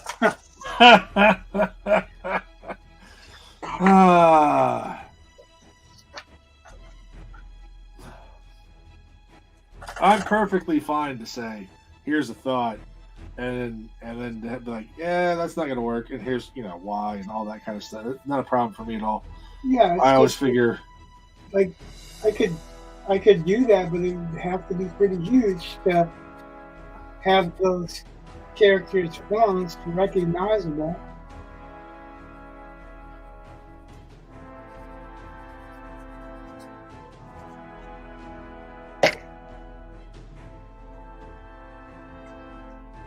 No matter whether it's on a belly or whether it's on a thigh or whatever. Have it on the biceps. It's still the same thing, really. well, To do yeah, I mean, a I get that. three-dimensional cutout. Not even to do a three-dimensional cutout. Say if I wanted to do a tattoo of just the forms, you know what I mean? All right. They still have to be recognizable forms to work.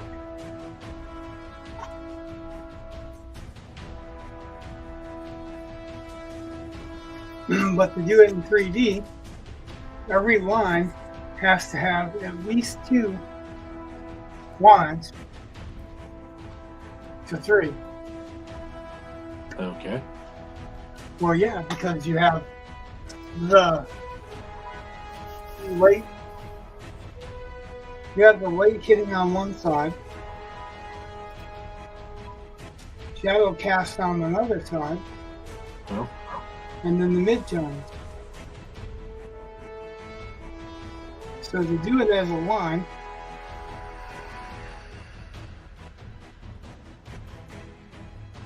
it would be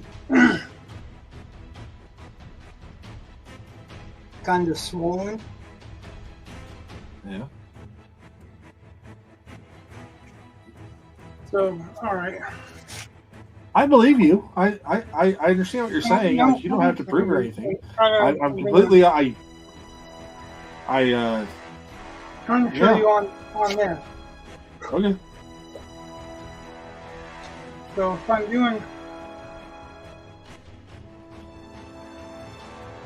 an eye, Yeah.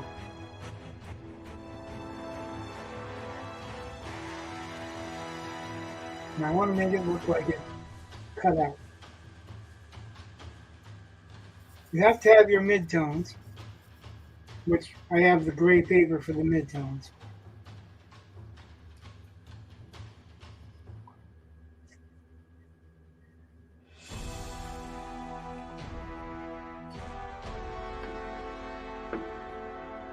And then anything that's sinking, you got to figure out where your light source is. So if my light source is coming from here,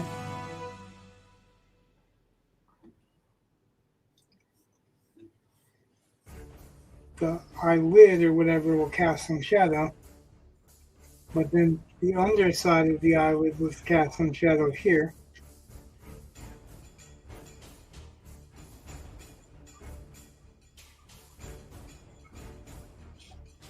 The iris is going to lose some shadow because it's dug in. Yeah. And then the eyeball is going to gain some from where it curves under. So this is a three-dimensional carve out of an eyeball in a block.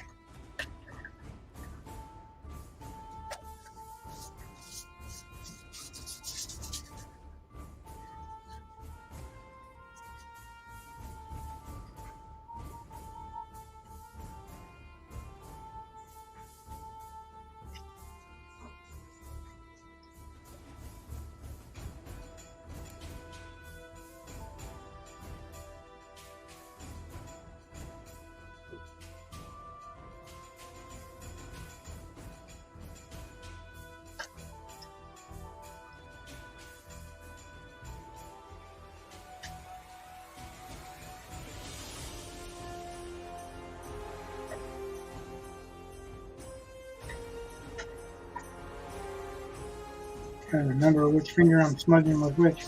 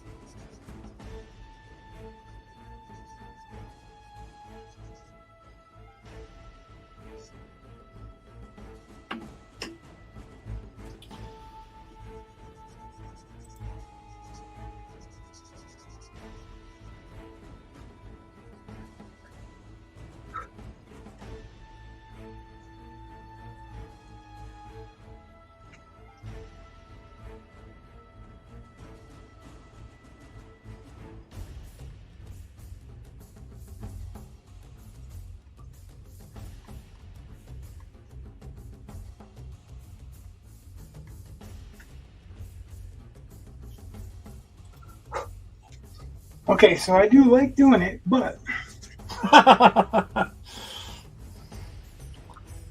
well, this is why I'm illustrating it for you to see on the side here. Yeah.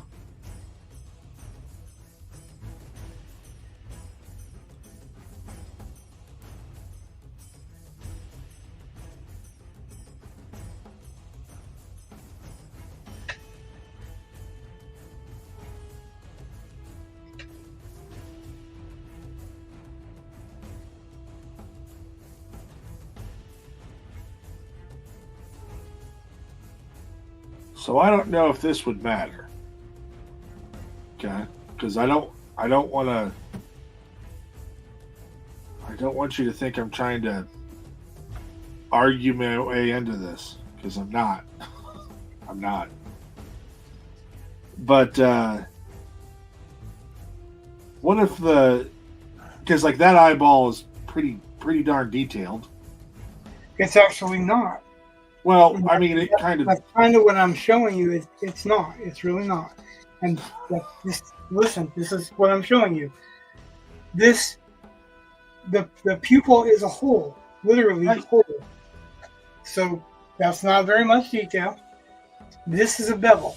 This goes down on the top, and you can see the light hits the ledge on the bottom. Yeah. The eyeball, it's not detailed. There's not a whole lot of. I'm not doing brows and everything. I'm just showing where the edge of the eye is to make it look like it's 3D this way, 3D that way. So when you're doing a line, a silhouette or whatever, it's the same thing. When you're doing a line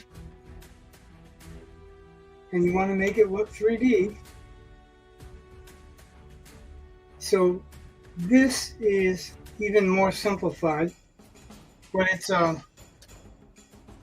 instead of it carved into something that's material-wise, which would be a stomach, it's cut in, okay? Okay. And still,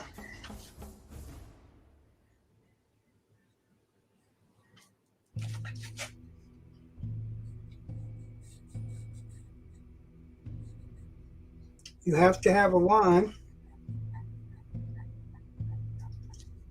from where the shadow is cast into the part that's pushed in, and the light's hitting the part that's pushed in on the bottom.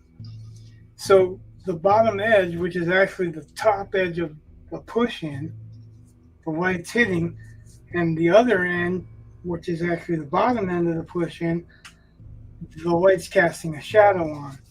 But to make it look in skin,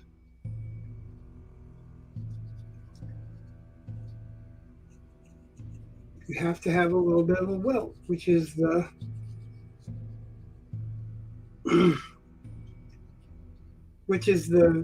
gray value. So like if it's the skin is a pale skin,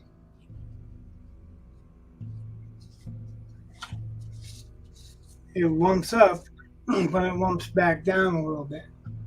See what I mean? Yeah. That's for one line.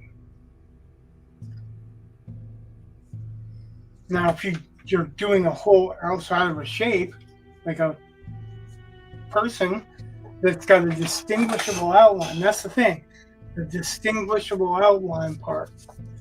Because if I'm just doing random shapes, that's no big deal. But if I'm doing shapes that are supposed to represent characters that you can tell are the characters, see what I mean? Yeah. It takes a whole lot more work to get there.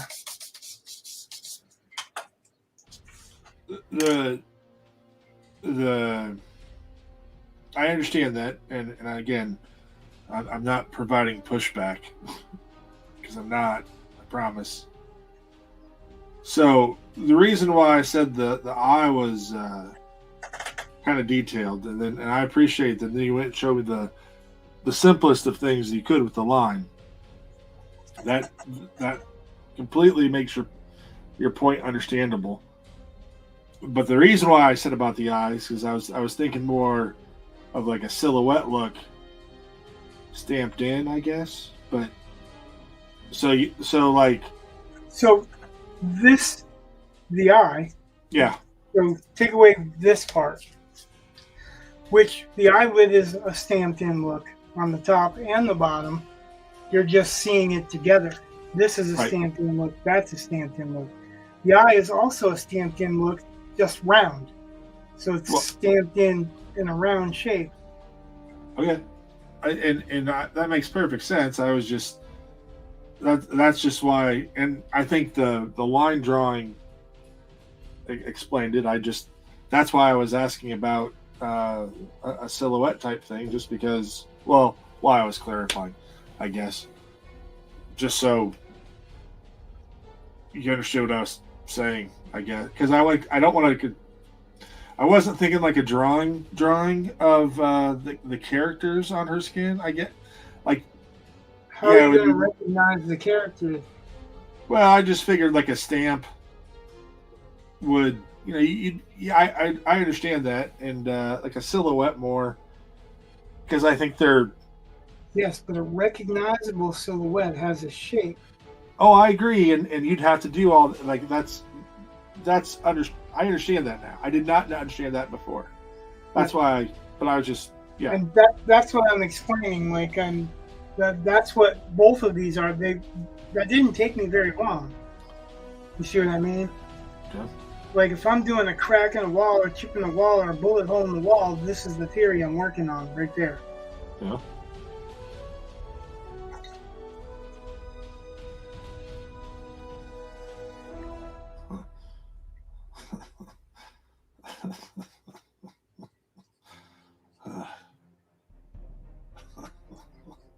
And while it's possible, it would have to be pretty big so that you could get you're talking about 4 people cast, 3 people.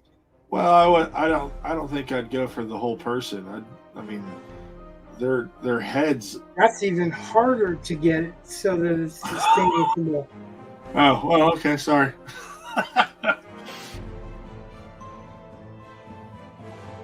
You can think about it, like, so you want just a head, but you want it to be distinguishably 𝒂𝒒𝒒𝒒 or snarl. Well, I mean, I was thinking Like this guy, distinguishably Knoll, Troll, Imp.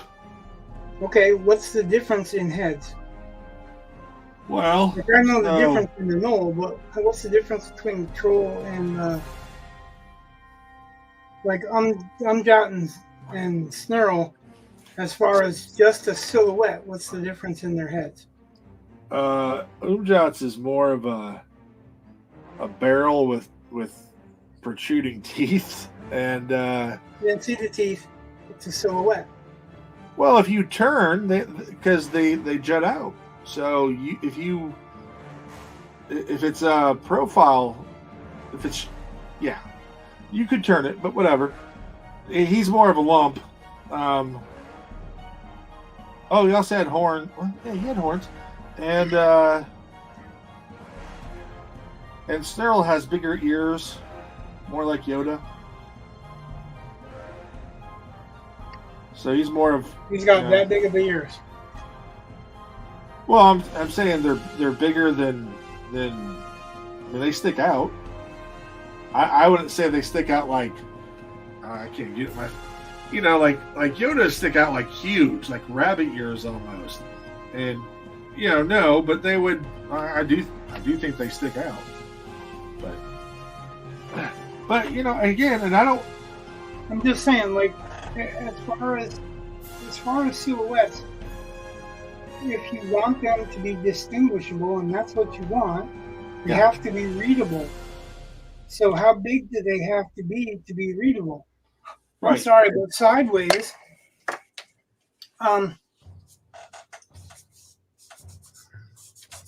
you're not going to see very much for teeth. If he's got tusks, maybe. Yeah. But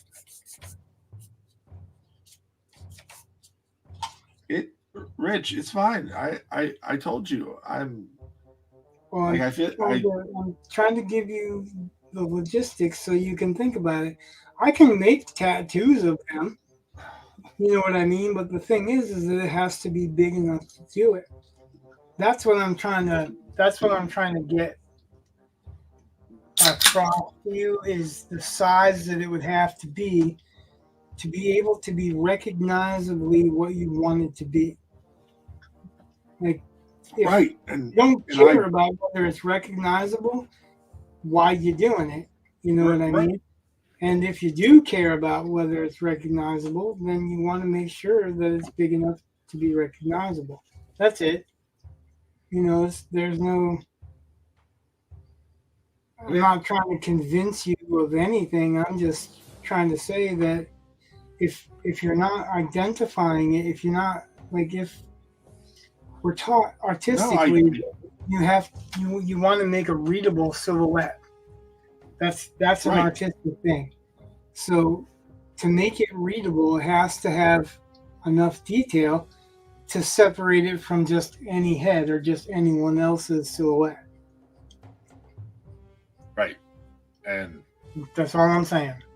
Right. And I completely understand, and I do appreciate you explained it, and I am okay. I can understand. It's the size of the canvas would have to be larger, and I get that. I makes perfect sense. Like that's it. And I was just like, well, make sure I think you understood what I want or what I was thinking of. And once you said that, and then about the size and everything, I was like, okay, that makes sense. So, yeah. That's the only issue, the limitation. So that's like a later on type idea. Yeah, if you want to do like the cover of Hard Bodies, and instead of writing Hard Bodies and mustard on Kickstarter. It plays into the story. I mean, that's one of the cool things about her, is that her society has used her, and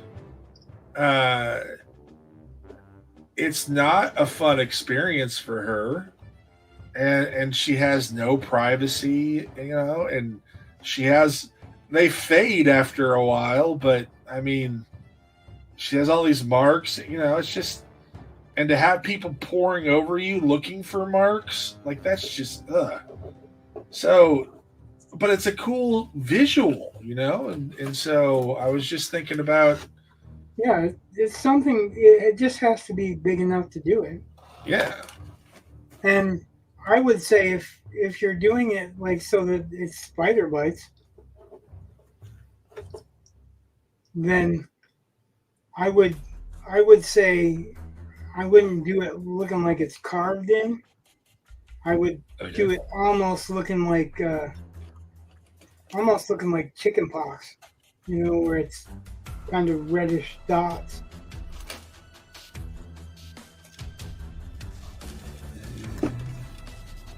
I don't know if I think that's kind of an ugly look. Well, yeah, I get what you're saying. It's kind of an ugly thing. Like I'm trying to be somewhat accurate with what a spider bite, a pattern of spider bites would look like. Yeah. Maybe they should be more like welts. Well, I mean, because I actually think the spider bite thing is cool, and it makes it more believable when it fades away. Well, I mean, that's why welts would, you know, they fade. And it's an allergic reaction, so it's a chemical thing. So, yeah. I don't know. I'll have to think about that.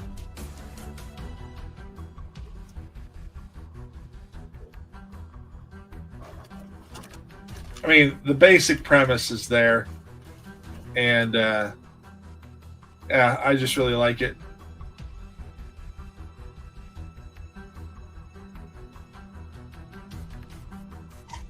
So, yeah, I'll be thinking about that one for a while, I think. Well, that's all right. Like, I think it's just it's a fun idea. I like it.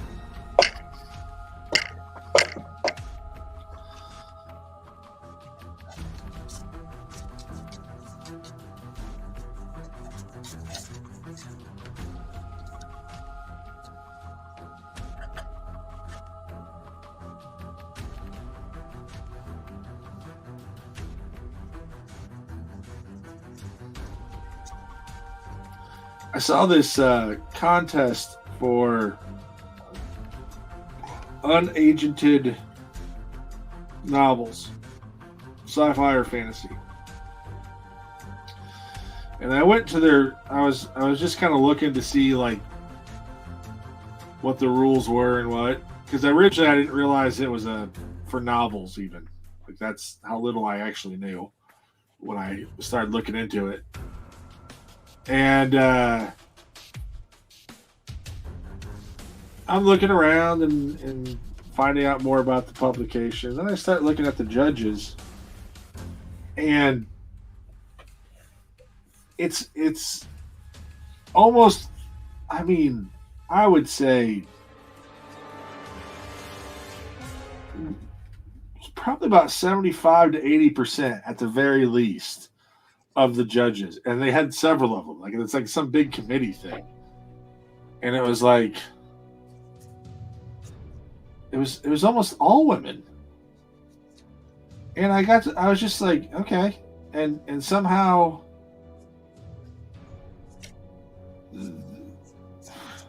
I don't understand how women can seem to dominate a field and yet be the minority in the field. I just doesn't quite add up to me. right, magic. It's the magic of being women.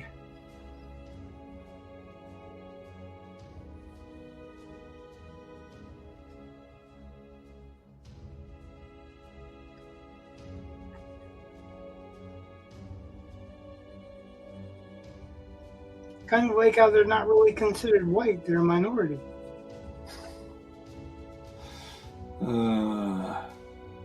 Not saying all women are white, but you know. That diverse staff of all white women. Yeah.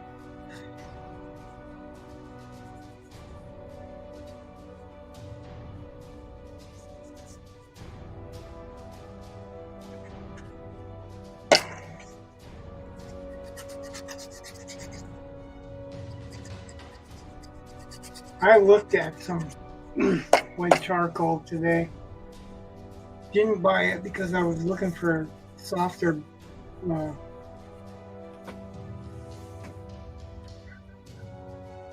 regular charcoal pencils. Now I'm starting to regret it because I'm not going to have much of this white left. And I kind of like the look, but so.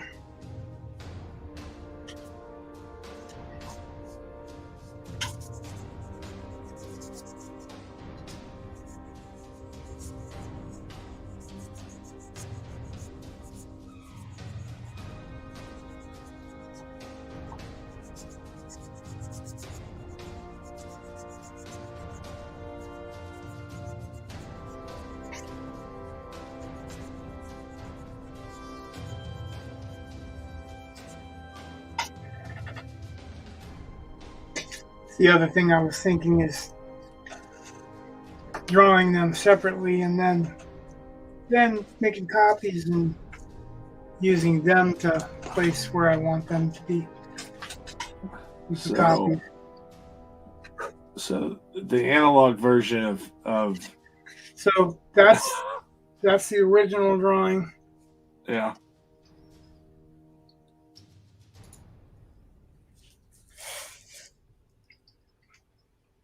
Well, I like the head better on the second one. And yeah, that's the. It's more jackalish. Is that a word? It is now. Well, it's actually taken from a hyena. Well, okay, whatever. They're taken from the same hyena, but this one I didn't put the long neck because I just wanted to make him more man-like. This one, that's why I started to say I'm thinking of him more lanky. He also has like different armor, a quieter armor, because he's a thief. And I didn't put anything in his hands because I wanted to make him look like he's creeping up on something. Okay. But remember, my original thought for him was to make him in the background and her in the foreground. Right, but then you haven't. I mean, even on the original one, you put her in the background. Well, in the original one, I put her in the background. This one I didn't because I'm designing him, not her.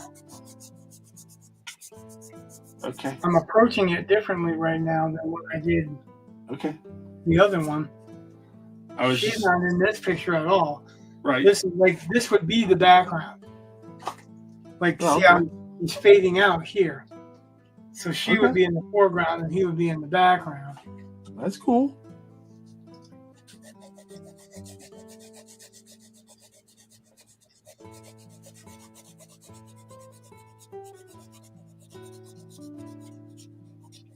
Because if she's in the foreground, then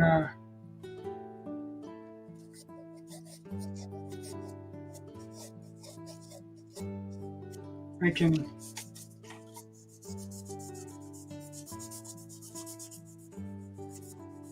do a little bit more detail on her. I kind of want her to still stay mysterious, but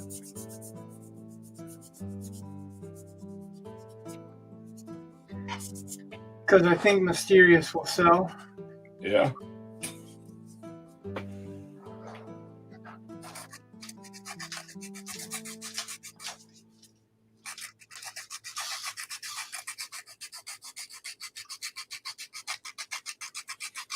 As long as it's a good mysterious and you want to know who she is and what she's up to. So really, you just want sexy mysterious. Well, I thought I pretty much covered that in the first one. the intriguing, intriguing, mysterious. Get you to come in, look closer. Huh. Huh.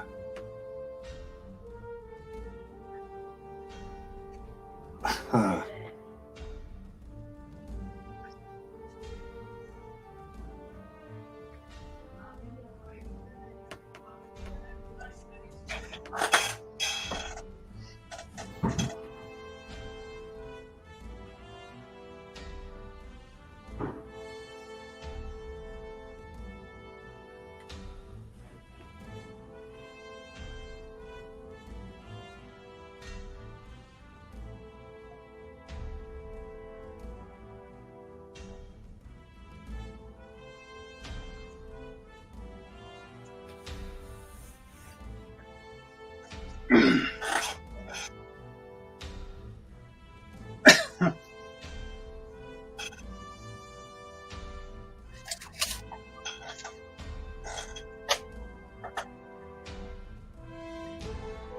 I'm really liking these. So like, if you don't like them, I'm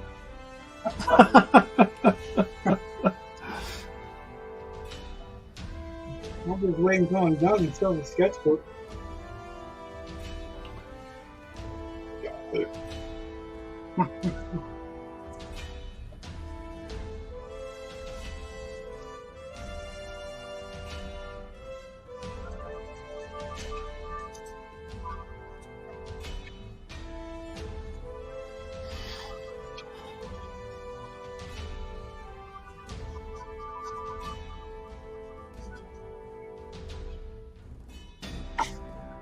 There adds a certain sense of drama when most of the detail disappears in the shadow.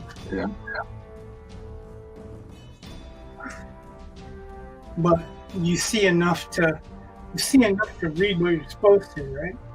So Yeah, but I really like the fact, because there's a character arc thing or attribute that I'm digging, the fact that one hand is completely in shadow and the other one's in the light. That's actually rather nice. well, part of this hand disappearing in the shadow. Yeah. That's I'm telling you, it works well visually for the I actually drew the half gloves, but they're in the shadow, so that's why the fingertips. I wanted to have the fingertips a lighter color out here, lighter value, so that you can get those half gloves look in there. What I was thinking is, like, until you were talking about it, him having regular human hands, I was thinking to have not quite werewolf hands, but furrier fingers, so that they could be puffier, almost like in the middle of paws and fingers. Oh, that's cool. But yeah, that's not what you're thinking. So it's not really. No. I was thinking. This is stupid, but I'll tell you exactly what I was thinking. I didn't see any reason to have fewer fingers or more fingers, because if you, let's say I were to sell the movie rights, it makes it harder to produce. So just keep it at normal hands. I mean, not like... Well, we're going to do CGI for him anyway, because it's cheaper than building the whole costume. I just thought... Unfortunately, Rick Baker's not going to be doing it. I was saying, so having 4 fingers and a thumb, it's one less hassle for someone else later down the line. And I couldn't think of it. Here's a thief. He needs an opposable thumb. Well, yeah, he does need an opposable thumb. He's got to have an opposable thumb. But that's where I agree, but I didn't know if he had that. Like, I don't know how many. It's probably 5 anyway, but I don't know how many pads or paws that are.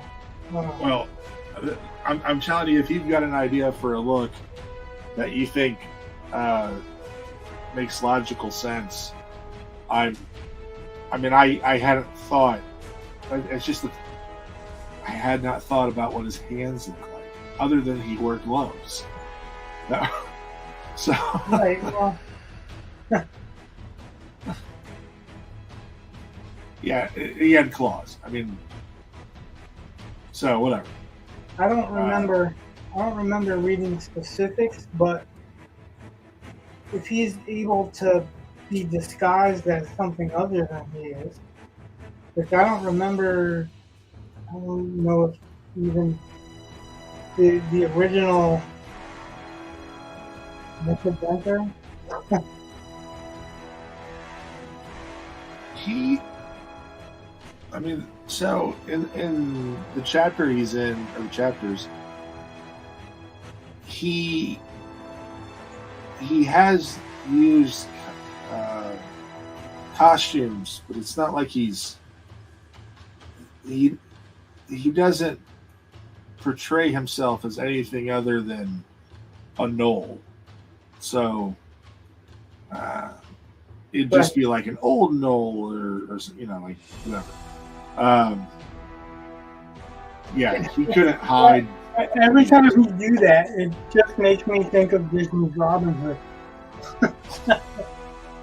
Like Well, the more you say that, the more you describe him. So take away the blue cloak and make it green. The tawny color is right. Instead of making him hyena, make him a fox. What do you got? A thief. A furry. Yeah.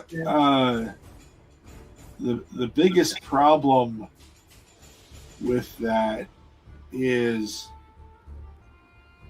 I mean, as long as we call I'm it a not saying knoll. right. I'm just saying that's what I keep thinking of What?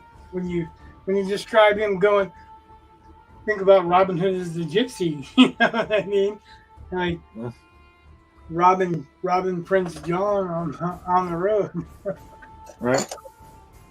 So I had not made that connection, but I see it now. no, and I'm actually not making fun of it. I think it's actually pretty cool, because I would love to get a hold of what they did for that Robin Hood and make him more vicious, make him more of what Robin Hood's supposed to be. Digital Tantrum has arrived. He says that character looks awesome.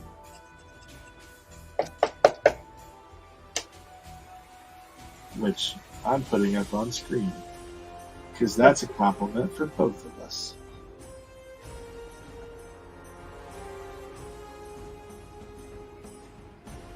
Well, part of it's that I redrew him. Digital, did you see the first version? Because that would make a little bit of a difference. You said no. All right, give me a second. I'll show you the first version. All right, so Ignore the hot chick. these are concept drawings for a painting. This was the first one.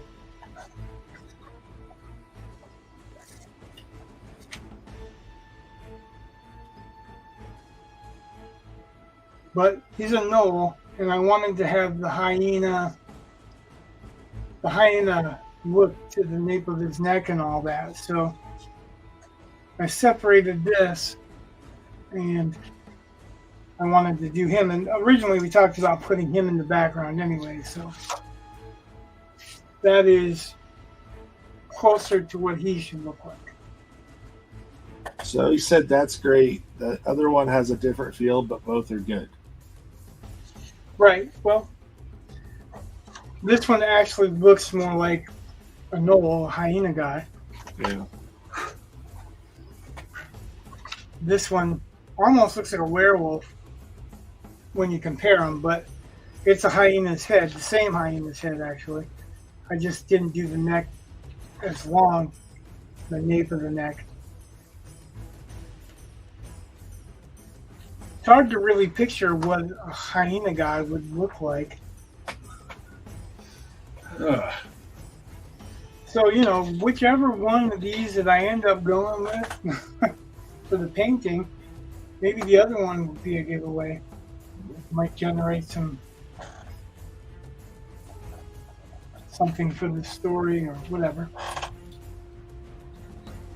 Hey, just as a thought, and again, something to think about, because I really don't know how this would work. This one's really out there. And do you know if you've seen the original cover for The Great Gatsby? I probably have, because I've looked them up before, and I often, when I look up books like that, I often do look up the original covers. Well, that's the one that, if you don't have that cover, in my opinion, you don't actually have a real book, because he specifically made changes based on that cover. he put it into his like he had seen the painting and told the publishing company that's what he wanted. You know, and even double checked with the editor, like make sure that painting is mine, you know. And so it's blue and it's probably got Daisy's face kind of in it, and it's got like this little carnival atmosphere at the bottom. It's kind of weird. It's very impressionistic. You got an Art Deco feel to Yeah. it. Anyway, just as a inspiration thought, don't even know if that's going to work, but I just, you're talking because smaller Rorn, bigger Kyra, so it kind of does that, and you wouldn't have to. Well, I don't know. Anyway, just a thought. I don't know how you'd color it or scale it or. Just something to think about. So this is an entirely different concept. Yeah, so you can just don't worry about it at all. Promise. I swear. I don't know the compositions that you're thinking of, so I'm just like I'm trying to. No, hold on a second. It's Okay. an entirely different concept. This is actually much more like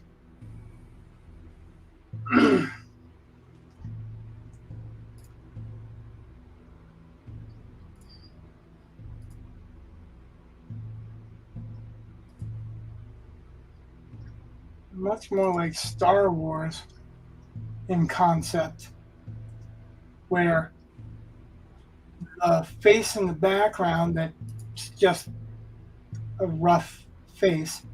Yeah, It's almost like Darth Vader being in the background on the Star Wars poster. well, okay. What, I had never really thought of it as Star Wars-ish, but now that you mention it, I see that. Like Yeah, really, like that's almost got like the Skywalker, like Leia is the yellowish part, and then Luke would be standing up kind of where the circle is with his sword up, and yeah, that's such a Star Wars composition. Yeah, it's a triangle composition Hi, Allison. where you got this triangle shape. Yeah. But I never saw it as a Star Wars image. I mean, I realized it was okay, there so before Star Wars. No, it's not. It is actually one of the people that brought that to the forefront was Frazetta with his Conan paintings. Well, Where the original Barbarian, yeah. it was the same triangle composition except for it had a skull in the background. Star Wars, the original Star Wars poster like that was Greg Hildebrandt, Tim and Greg Hildebrandt. Well, it was. Yeah, that's so. God, that's cool. Oh. It probably was altogether. But there was a time period when those faces were just the eyes and the lips. There was a time period, several different time periods. The 20s were big, like the Flapper Girl look and all that. Yeah. They had that when they had the Art Deco stuff around it. Yeah. Because Digital Tantrum was saying the book cover was ahead of Star Wars, and yeah, that's what I'm saying. It wasn't. I'm not saying Star Wars influenced. I'm saying that it's reminiscent of the composition of the Star Wars poster, not that it's a copy. But right, Frazetta was doing that. There's a couple of French painters that were doing similar motif-like paintings like that. Well, so I could do that. I could take him and I could put her face in the background if I had a determined face.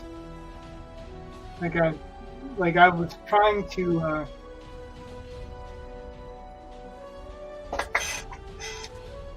I was trying to keep their faces big enough to where the reader could place themselves in there. And obviously the knoll, you're not going to place yourself as a knoll. Maybe you'll forget sometime along the way because of what the character is doing. But like for her, same thing. It's like like the Conan composition that I just finished. Yeah. Was to put you're behind Conan, but it was to make you think of that as you, Right. not as much as Conan. So if I put a face that's a clearly defined face in the background, even just eyes and nose, and that might be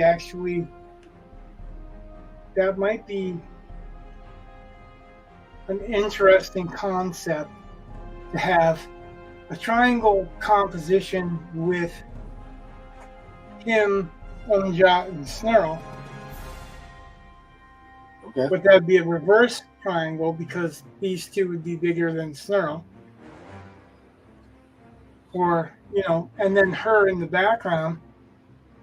So it still would take a bigger canvas than the paper I've been doing, but it would be you would eliminate the background and replace it with a face. And what I'm thinking when I'm saying this, because you suggested it, is not only would it echo a cover that's important to you, but also it would indicate her prescience. Yeah. Like they are real on the cover, and she's a ghost, even though she's the one seeing ghost images of them, right? Okay. That's a yeah. It's a thought. I'm a thinker too. Yeah. Well, I mean, whatever. Yeah, I don't know. We usually end the stream around 11 because Brett's a teacher and he has to go to school. Yeah. Yeah. So I gotta I'm go. glad to see you. I mean, really, we missed you. Yeah. But yeah, we're trying to end them around now. This is different because these concept drawings, and I guess Allison, since you're like maybe here, like maybe she just said that and then it's gone. So these are concept drawings for a painting for Brett, and this was the first one.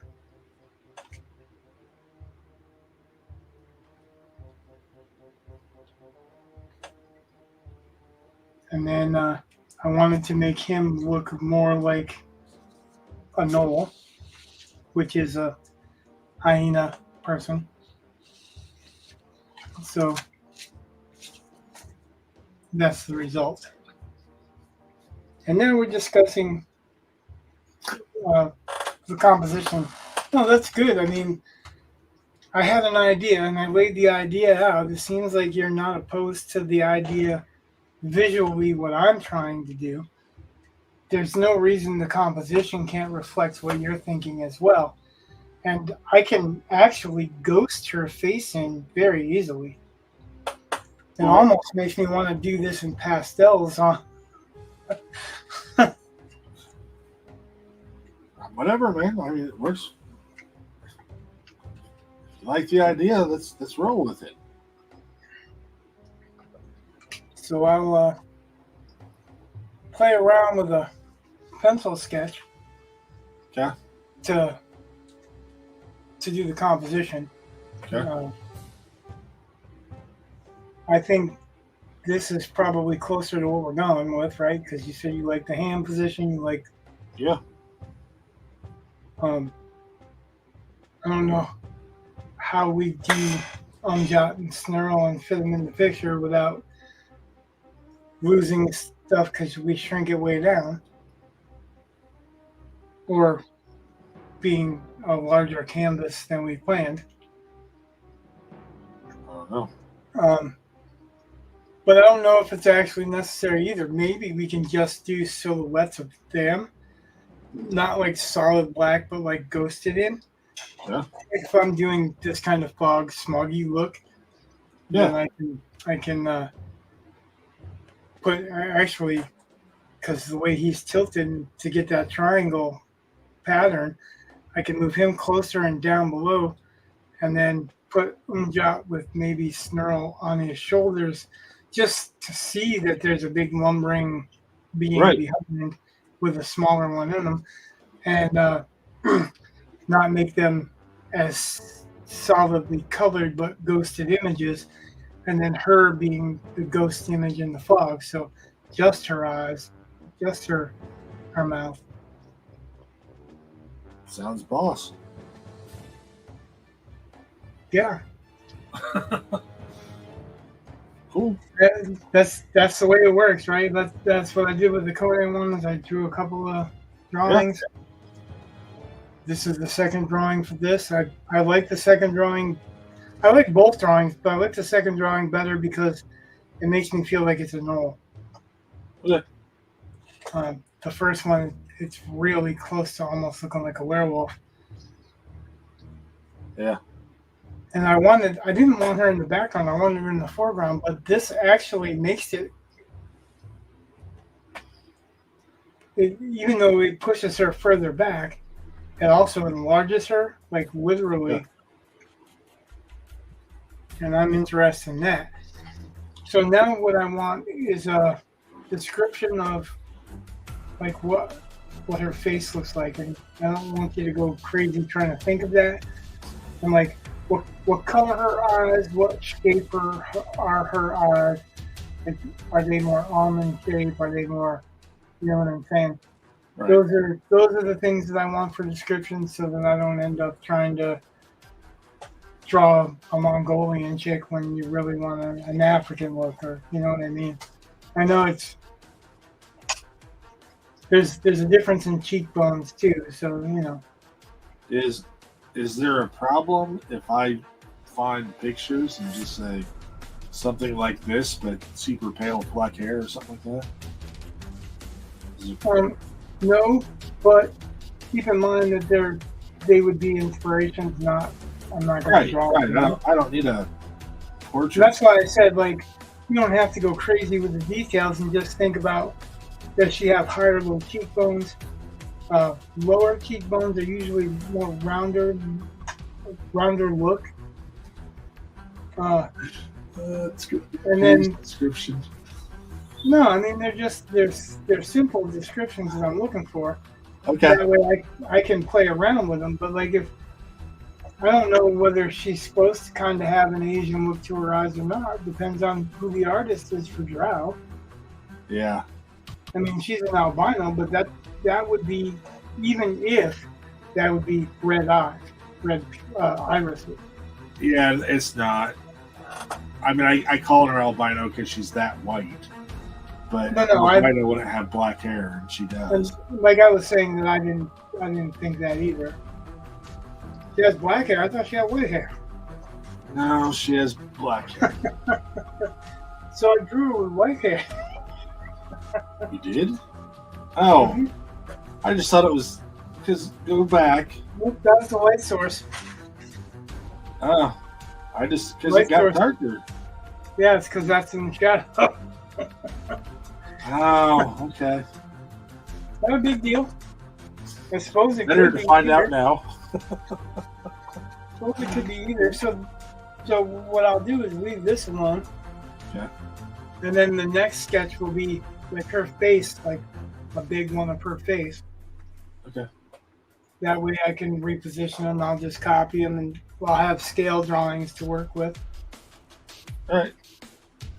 Cool. All right, so that's that for the night. This is the final I better come in for more clothes.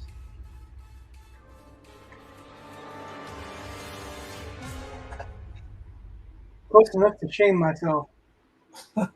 And these are my little examples that nobody should be looking at.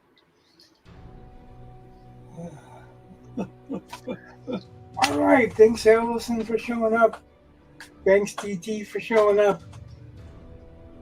And Jay. Thanks, Jay, for showing up. Yep. I'm going down the list. Thanks for anyone that watched, like, subscribe, follow, thumbs up. We need thumbs up. We need attention, Goodbye. whether it's good or bad, for the algorithm. Yeah. So, good night. God bless. Lots of love. Peace.